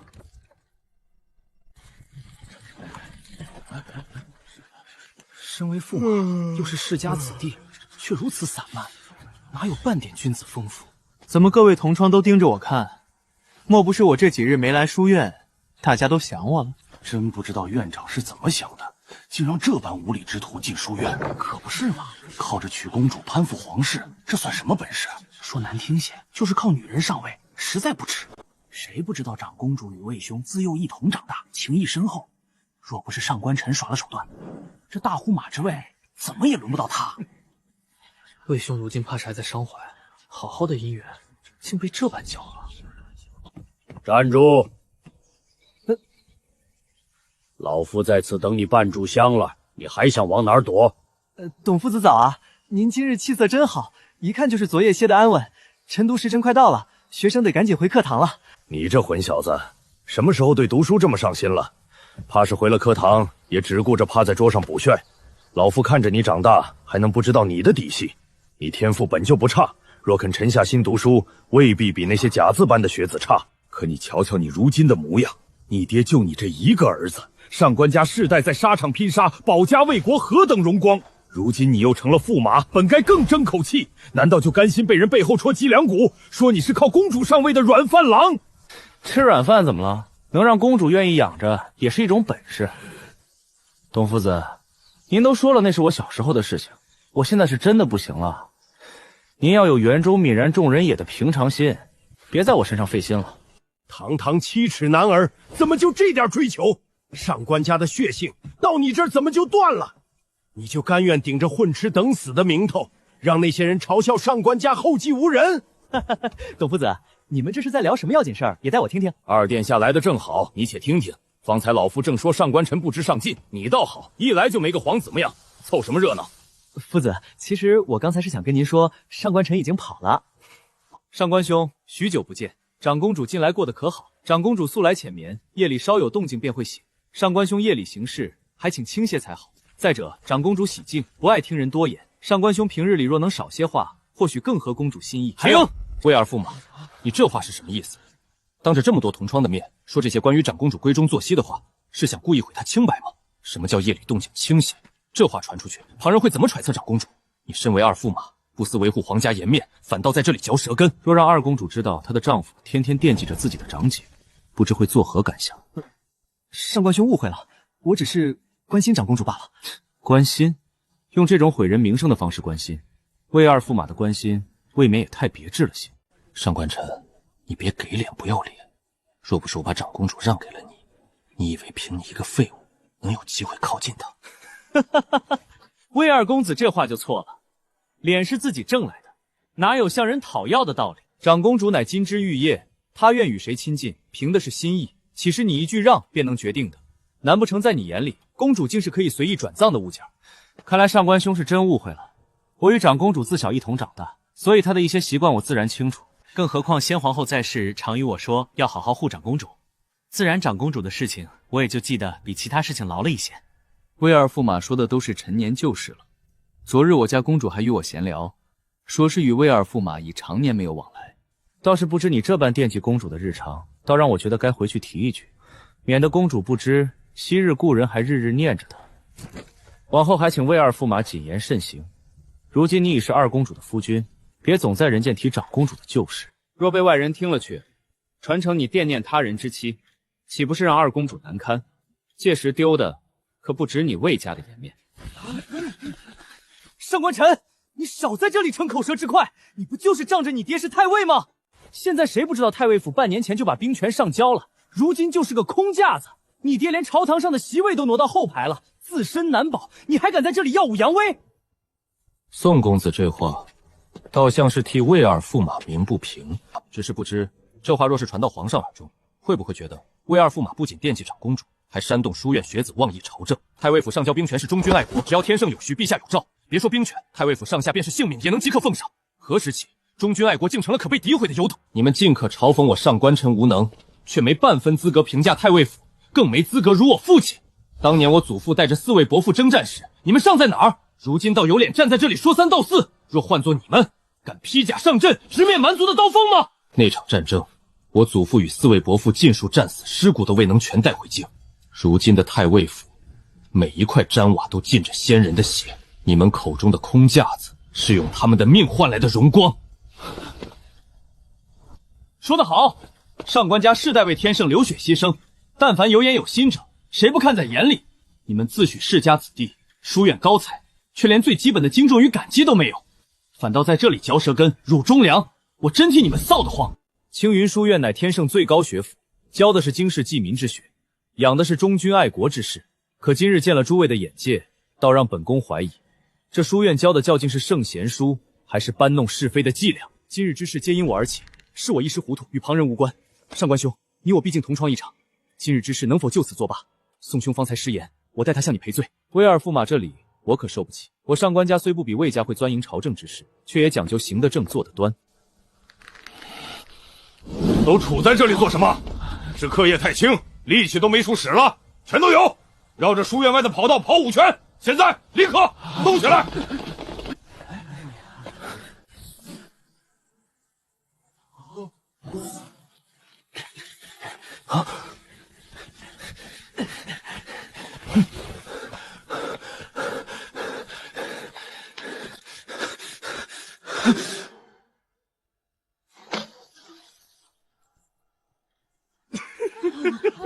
快去找孔教师！二殿下，要不要去看好戏？什么好戏？隔壁不就是女学？我记得何家小姐是不是就在里头就读？你盯着女学看什么？难不成是看上何家小姐了？我可告诉你，你要是敢对穗安三心二意，就别怪我跟你翻脸。你这脑子一天到晚都在想些什么？我问你何家小姐是谁？哦，你说的是何宗正家的那位，不是跟宋志辉有婚约吗？可惜了，好好一女子，怎么就跟宋志辉扯上关系了？不过你突然问他做什么，莫不是想搅了宋志辉那小子的姻缘？你要是真有主意，可得带上我。哼，殿下，你这爱凑热闹的性子，怕这辈子都改不了了。妙啊！小声点，这事若是传出去，可就没趣了。严峰，你说若给里面那位姑娘一个机会，能让她直接嫁入宋府，你说她会信宋志辉那些未实现的恐话，还是会选这条现成的捷径？捷径？公子指的是用孩子逼婚？可宋家毕竟是官宦人家，最看重门第，就算真有了孩子，宋家怕是也不会认，顶多给些银两打发了。但若是能让宋家不得不认呢？宋志辉与何家的婚约是两家一起定下的，若是何家知道他私藏外事，甚至有了骨肉，你说这门亲事还能成吗？可怎么传消息？而且宋家完全可以不认，直接解决了里面那个也是轻而易举的事情。如果说这孩子是宋家唯一的孩子呢？公子，您这手段够狠，可先前你不是还说这事儿你不想插手吗？怎么一个晚上过去就改了主意？能让何家小姐看清宋志辉那恶心的真面目，倒也算一件积德行善的事。况且上京里那些人不都喜欢在背后嚼舌根，说我是克母的灾星吗？既是灾星，自然要发挥些灾星的本事，让那些心思不正的人尝尝祸事临头的滋味。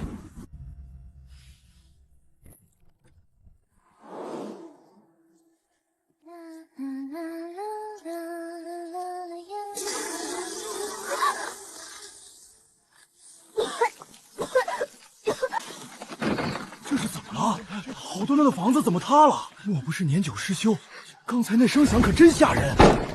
房子塌了，我连落脚的地方都没了，必须要去找宋志辉。跟上，好戏才刚开场。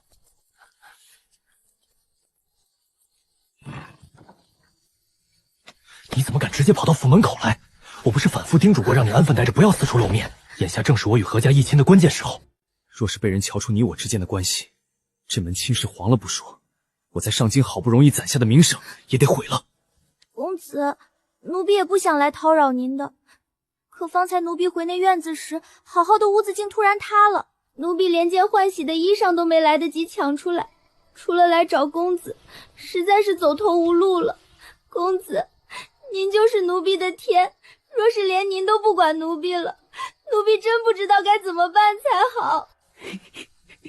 等何家小姐过了门，我立马带你进府做侍妾。公子，我还没看完呢，这宋志辉哄人的说辞也太假了。现在是什么时辰？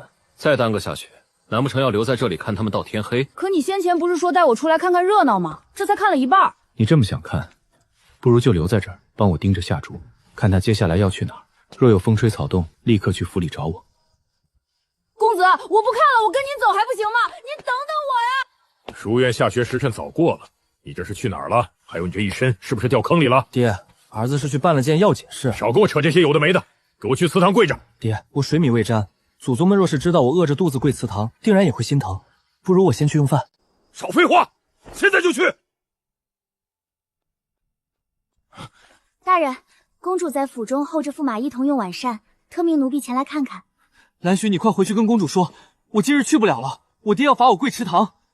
莫听这小子胡说，我哪是让他跪祠堂，是催他回去洗漱换衣。还敢跟你媳妇儿告状了？这笔账我先记着，还不滚回去洗漱换衣！真是亲爹，有本事你也跟我娘告状去啊！可惜我娘不在了。回公主，今日下学后，驸马与严峰去了南向宋志辉养外室的院子，待了约1刻钟便出来了。之后，驸马跟着那外室去了宋府。宋家，宋太仆家正与何宗正府议亲，娶的是何宗正的嫡女。驸马与何家小姐又有什么关系？何家小姐如今在女学上课，属下尚未查清更深牵扯。不用了，你先下去，此事不必声张。公主这是怎么了？是谁惹你不高兴了？公主既然不想说话，那便听我说。昨日我撞见了宋志辉，心里犯疑，便跟了上去，发现他在南巷养了外室，那丫鬟名叫夏竹。最荒唐的是，宋志辉下个月就要迎娶何宗正家的狄小姐，他倒好，瞒着何家在外头养人。听你这语气，倒是很可怜那位何家小姐。何家小姐在上京也是数一数二的好姑娘，偏摊上宋志辉这么个夫婿，这不是把人家姑娘的脸面往地上踩吗？驸马是想搅黄这门婚事？公主莫不是与我想到一处去了？我心里已有盘算，这事若是成了，也算是救何婉清于水火。公主等着看结果便是。驸马可愿陪我去女学看看？母后还在时，常与我说，女子不该只困在后宅。公主，先皇后若泉下有知，见如今已有女学，定会高兴的。明日你陪我去女学。公主，不是我不想陪你去，只是女学有规矩，男子一概不许入内。我若进去，恐对公主与女学的名声不利。驸马不是想帮何家小姐吗？如今只知宋志辉不堪，却不知何家小姐对这门婚事是何态度。若她执意要嫁，你岂不是白费力气？公主说的是，不过我还是不进去了，就在外面等着。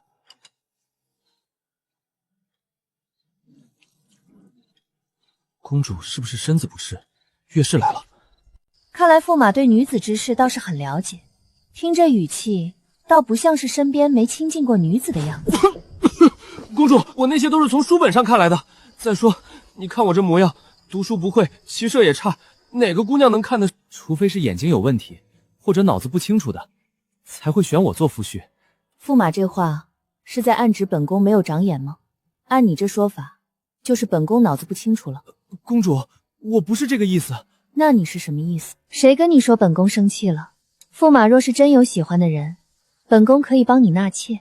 公主，我可没有一点纳妾的意思，这辈子都没有。驸马若用完了膳，便早些回自己的院子吧，免得耽误了明日去女学。谁先动了心，谁就先落了下风，不能动心。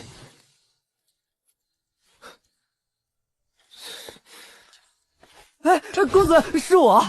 你又从哪个犄角旮旯钻出来的？不是让你盯着夏竹？公子，他们把夏竹安顿在客栈后，没过半个时辰，我就看见宋二老爷鬼鬼祟祟摸进了夏竹的房间，进去了快1炷香才出来，出来时脸上还带着笑。我还偷听到几句，宋二老爷说宋家大房要倒大霉了，提到什么贪污把柄。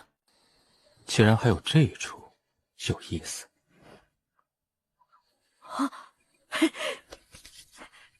公主，驸马约定的时间早过了，要不我们先女学吧，外面也热。直接去女学。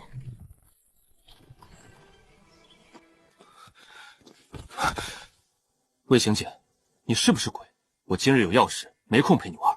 上官晨，你别以为岁安会护着你，他选你做驸马不过是跟我置气，在他心里，你跟路边的狮子没什么两样。我刚刚是着急，但现在我不着急了。魏行姐，你不是想玩吗？我现在就陪你玩玩。上官晨，你疯了不成？快松开我！今日我便让你亲眼看看，你口中的废物是怎么把你打成真废物的。我爹是当朝丞相，你给我等着！你贱！我爹还是当朝太尉呢。论家世，我哪点不如你？你就是所有人都看的。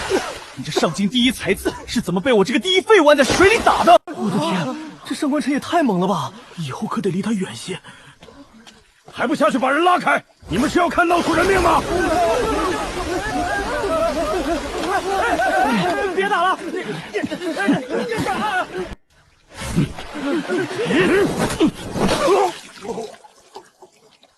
好一个拉偏架的！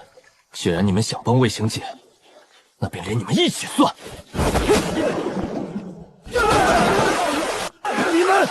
你们快去把胡元叫来，必须把他们分开。你在这盯着，若上官晨没吃亏，就别上前凑热闹。要是看见他落了下风，再立刻下去帮他。参见长公主。17。刘盈，去太医院，请司空院手过来替驸马诊脉。长公主这是要护着上官晨。董副院长，今日这事，您能做主吗？江院长不在，院里大小事自然落到董副院长身上。上官晨，你若有冤屈，尽管说出来。长公主，我什么性子您最是清楚。今日之事大家都看在眼里，还请长公主为我做主。二驸马这话倒是有趣，本宫何时最清楚你的性情？至于今日之事，本宫相信自己的驸马。若不是二驸马做了什么逾矩之事惹恼了他，他断不会对你动手。长公主，上京中谁不知晓，我与您早有婚约。若不是上官晨用了卑鄙手段从中作梗，今日站在您身边的本该是我。魏行简，你是还没挨够打？太尉府不是你几句话就能污蔑的，再乱说话，就不要怪我将你那些见不得人的事情全抖出来。魏行简，你口口声声说太尉府用了手段，若有证据尽可呈给父皇，若拿不出证据，便是公然污蔑朝廷重臣。至于你私下做的那些龌龊事，我劝你好自为之。董副院长，还有诸位同窗，今日这事本就这么过去了。可魏行简执意要撕破脸，那我上官晨也豁出去了。魏行简好南风，前些日子屡次对我纠缠不舍，今日更在书院偏僻处对我动手动脚。我上官家世代忠良，怎容他做这等龌龊事？你放屁，上官晨！你说你不好南风，那你天天盯着我不放是为什么？我今日要去见长公主，你挡在前面硬是不让我去，这又算什么？还是说你即便娶了端静公主，心里还在觊觎长公主？董副园长，长公主殿下，还有诸位同匡，今日之事全是误会。近来我跟着五行师傅学了些牵线拳脚，正愁无人对练，方才见着上官兄，猛然起上官家世代上武正是最合适的对练之人。是我一时唐突，话没说清，才让上官兄误会了，还望上官兄莫怪。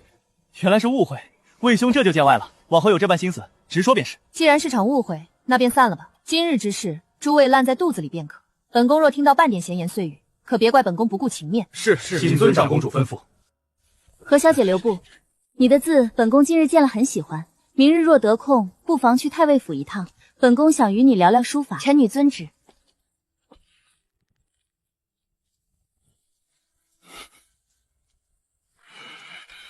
兰旭，去将驸马的东西搬去本宫的院子。司空静稍后会来诊脉，直接带去本宫院子。是公主。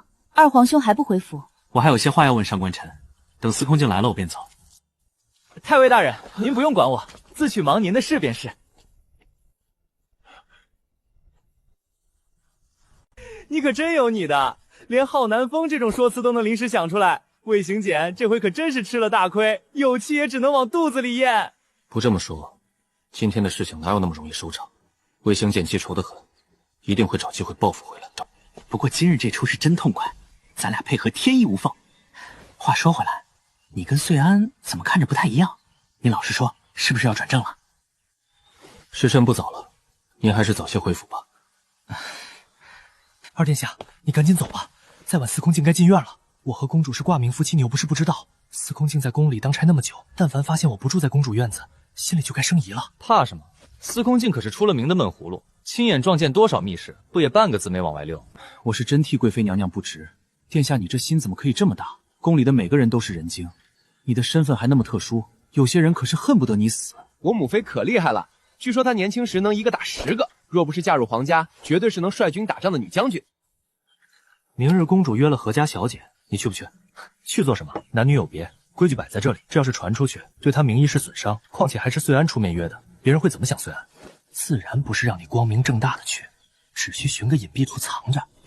宋志辉他二叔在跟他抢同一个女人。什么？宋家东西竟然妄想何家小姐？不行，我得想个办法弄一弄这宋家老头。二殿下，你是不是虎？我说的是客栈里那个下厨，不是何家小姐。那老头一看就不是正经人，穿得体面，可脚不虚夫，腰都挺不直，一看就是被酒肉美色掏空了身子，盯着他们叔子争女人，说不定还能揪出这些其他的东西。你老盯着我做啥？二殿下，为什么对何家小姐这么上心？前几日我提宋志辉未婚妻时，你那样子从未见过何家小姐，怎么今天这么紧张？你说什么？那个我先走了，待会儿司空静真来了。这么心虚，我看不对劲的人是你才对。臣参见长公主。大驸马，起来吧，驸马今早落了水，你替他看看，不要留了病根。公主，驸马脉象平稳，身子无大碍，只是体内肝火郁结，想来是近日劳心所致。微臣稍后拟一方清润药膳，至于面上外伤，微臣会送一盒红血曲曲的膏药来。有劳司空大人费心。兰旭，送司空大人出府。司空大人，请随奴婢这边走。公主就不想问问我？公主，别下棋了，屋子里就只有我们俩，你就不能跟我聊几句？驸马有话，不妨留到明日。明日本宫约了何家小姐，驸马若有兴致，可与她慢慢说。我跟她有什么好说的？我连她长什么样都不知道，哪来的话聊？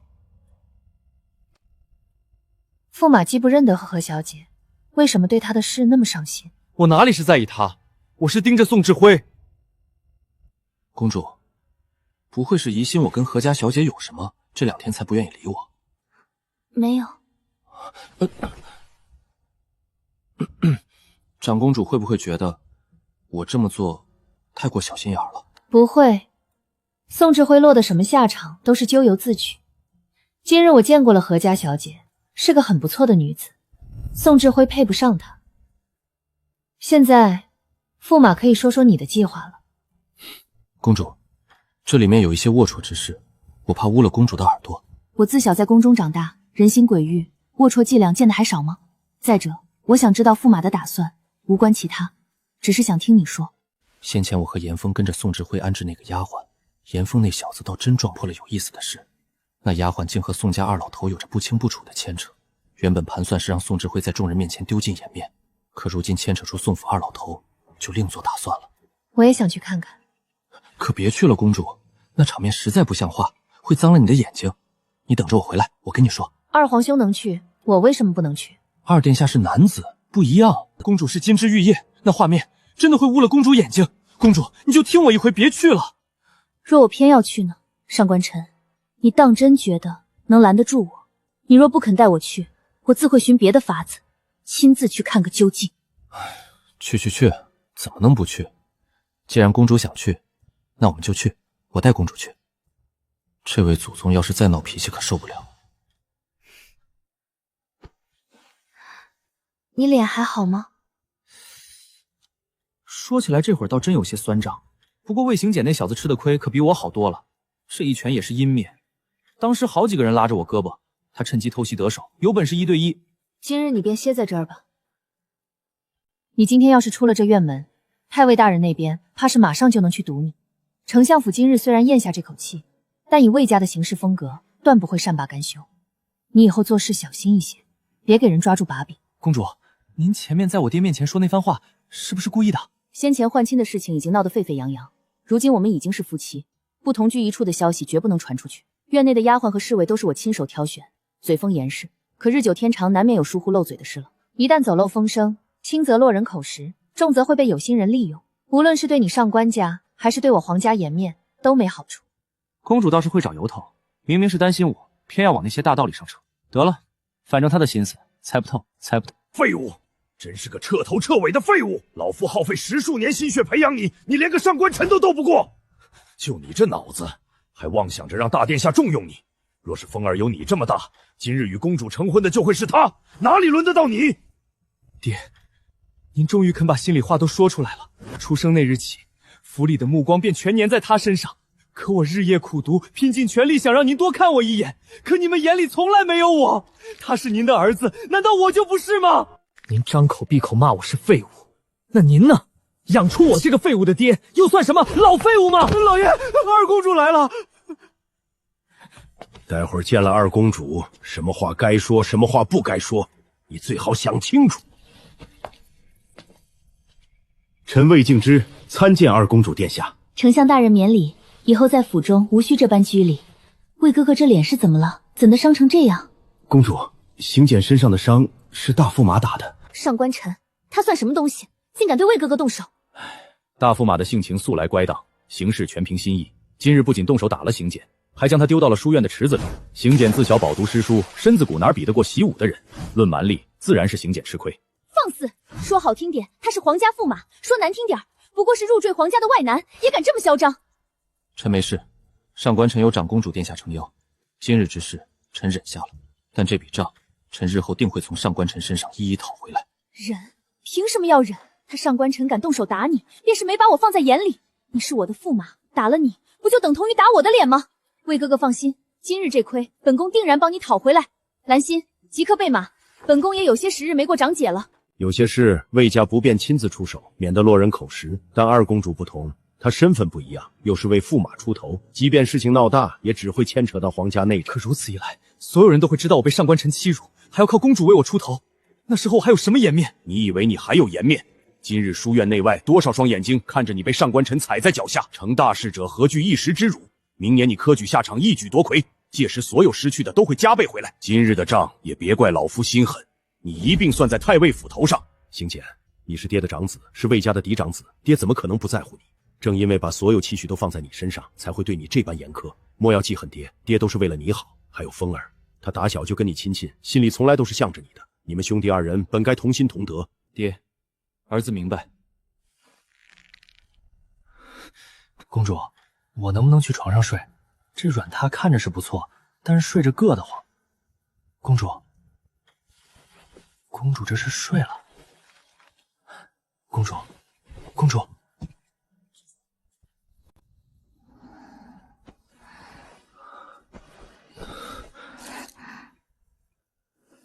公主，我知道你没睡，这软榻我睡得真的不舒服，就借公主的床睡一晚。你故意的。公主说什么？我怎么会故意？那软榻确实饿得慌，更何况这床之前本来就是我的，我都睡习惯了。我就是搂着公主，其他什么心思真的没了。我向公主保证，除了这个，绝对不会再做出什么事情来。要是有别的，公主直接把我踹下去。你先把你的手放开。我错了，睡着之前我肯定规规矩矩的，绝不对公主动手动脚。可睡着了，我从小就习惯抱着东西睡，之前都是抱着被子，现在公主在旁边。回公主，驸马，二公主过来了。谁？你说谁来了？是二公主殿下，现在已经在大堂候着，太尉大人正亲自招待，好像是为二驸马来的。这便说得通了。白天我揍了魏行杰一顿，二公主现在来太尉府，恐怕是兴师问罪。公主，这事是我惹的，与你无关，你歇着，我出去应付。你应付？如何应付？真当端静是冲你来的？魏行简不过是个由头，他真正的心思是想借着这事儿踩我一脚。我要是不去，你和太尉大人还真招架不住。不至于吧？二公主看上去也不像是有那么大能力的人，我招架不住，那我爹应该也能应付过去吧？你与太尉大人皆是臣子，而端静是长生的二公主，是君。只要她不做出谋逆违法的事，哪怕在正厅说你恃强凌弱，欺压二驸马，你和太尉大人能奈他何？斥责他便是以下犯上，反驳他，他只需抹着眼泪说你们仗势欺人。但我不同，我是他的长姐，论辈分，论父皇的宠爱，我都压他一头。还是公主想的周全，估计我爹现在就招架不住了。他管得了军营里的那些糙汉，可不见得能治得了公主。臭小子，自己在外头闯了祸，倒让老夫在这儿替你受这份罪。太尉大人倒是会说，一句误会便能将本宫驸马的事轻轻解过，这便是太尉府的规矩。今日他敢对本宫驸马动手，明日是不是就敢对本宫不敬？往后是不是连父皇的话，你们太尉府都敢不当回事了？二公主息怒，今日书院之事真的就是一场误会。况且事后二驸马与大驸马已经握手言和了。我上官家世代为常胜国鞠躬尽瘁，满门忠烈。大驸马虽行事鲁莽，但绝不敢有半分藐视皇权之心，更别提对皇上不敬这种大逆不道的话。还望二公主慎言。和解，魏哥哥那是心善，不愿将事情闹大。他不愿撕破脸，本宫却不能看着自己的驸马平白受辱。今日之事，若太尉府不给本宫一个交代，本宫不会善罢甘休。两个选择，要么上官尘登门向魏哥哥赔礼道歉，自请领30军棍以尽效忠；要么本宫便入宫面圣，请父皇定夺，看看这误会二字能否抵得过皇室颜面。长公主殿下，大驸马到。端静的脾气倒是越发不知收敛了。长姐这话是什么意思？难不成我替自家驸马讨公道，倒是我的不是了？魏哥哥被人打了，我身为他的妻子，难道要眼睁睁看着他受辱？反倒是长姐如今竟这般是非不分，偏帮外人。讨公道前，也该先弄清楚真相。今日书院之事，我恰合在场，你不妨先回府问问你那受辱的驸马，当时究竟是怎么回事，再来太尉府兴师问罪不迟。上官尘是本宫的驸马，不是外人。本宫不帮自己的驸马，难道还向着别人？神气什么？不过是仗着父皇宠爱，选的驸马看着人模狗样，实则就是个废物，哪比得上我的魏哥哥？长姐这是要偏帮太尉府到底了。端静，我劝你收敛些性子。魏行姐若真占理，我自会让驸马给你一个交代。可若是他理亏在先，你今日这般闹下去，丢的不是太尉府的脸，是我们皇室的脸面。论血脉骨血，你我才是亲人。长姐当真要为了一个外男，次次与我针锋相对？针锋相对，不是青鱼先开始的吗？你暗地里做的龌龊事，需要我点破？还有，本宫不想再说第3遍，上官晨是本宫的驸马，容不得其他人打他的主意。你最好管住魏行俭，这次是丢进池子，下次说不准是蛇窟。好，青玉，记下了。上官晨，你倒是好本事，竟能让昭月初雨这么护着你，倒是让本宫刮目相看。长公主，您该回去歇息了。臣有几句家常话，想与臣儿单独说说。既如此，那本宫便先回去了。随我来。跪下！你知不知道，你今天做的这一切，很有可能让这10多年努力全都白费？爹，我今天已经是极力克制，之所以把魏行俭丢到池子，就是为了不伤到他。我就用了一丢丢内力，根本伤不到他。书院里的人都是书呆子，根本看不出。还敢狡辩！我跟你说过多少遍，不要动武，不要动武！小时候你就管不住自己，幸好大家都以为你只是会几招花姑子，现在你还敢当着那么多人动手，你以为我在朝堂上谨小细微是为了什么？上官家的权势一代比一代盛，但盛极必衰。从你祖父那一辈起，便在暗中谋划着如何全身而退。为此，他花了几10年，逐步缩减军中的势力。可天不遂人愿，那时陆家集中兵力帮皇上，致使边境空虚，云国趁机南下，朝堂无人可用。你祖父只能亲自入宫请战，带着我和你的几位叔伯出征。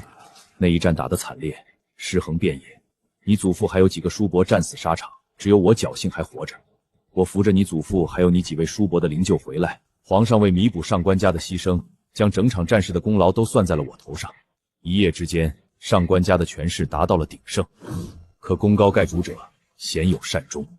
更何况当年云国突袭，又跟皇上有几分关系。这事虽无人敢明说，却成了皇上心头的一根刺。若不主动退隐，等待上官家的就是抄家灭族的下场。只有上官家后继无人，才能让皇上彻底放心。爹，儿子明白，这些话您说了多少年，其中理我心里比谁都清楚。不过如今兵权已经全交给皇上，但皇上仍让您在军营挂着统帅之职。至于赐婚，虽阴差阳错从2公主换成了长公主，却更能说明陛下眼下并无对太尉府赶尽杀绝之心。若真要动手，何苦让皇家公主与上官家牵扯得这么深？起码现在，皇上不会动我们。皇上的确不会轻易动我们，但朝堂之上并非只有皇上一人。上官家这么多年可得罪了不少世家勋贵，如今更与丞相府成了死敌。魏京之那个老狐狸心胸狭隘，睚眦必报。爹，有些事情你跟个乌龟一样缩着，真的有用吗？要我说，该硬气的时候硬气。皇上不会动上官家，但是不代表下一位君主不会动。如今太尉府已经是没有牙齿的老虎，真的要动，只是上位者的一句话。臭小子！爹，您不说话就是认为我说的对。要想上官家不出事，下一任君主绝对不能是大殿下。你这混小子，真是什么混话都敢往外冒。娶了长公主，你这胆子倒是愈发肥了，连储君都敢妄议。爹，你这话说的，你儿子的胆子从来就没小过，跟娶不娶长公主无关。与其天天缩着脖子过日子，不如我们主动出手。只要能把大殿下从储君之位上拉下来，将来那龙椅上坐的是谁，对上官家而言又有什么区别？说的倒轻巧。大殿下是皇后嫡子，身后有苏家，朝堂上更有半数官员依附，名正言顺又根基稳固。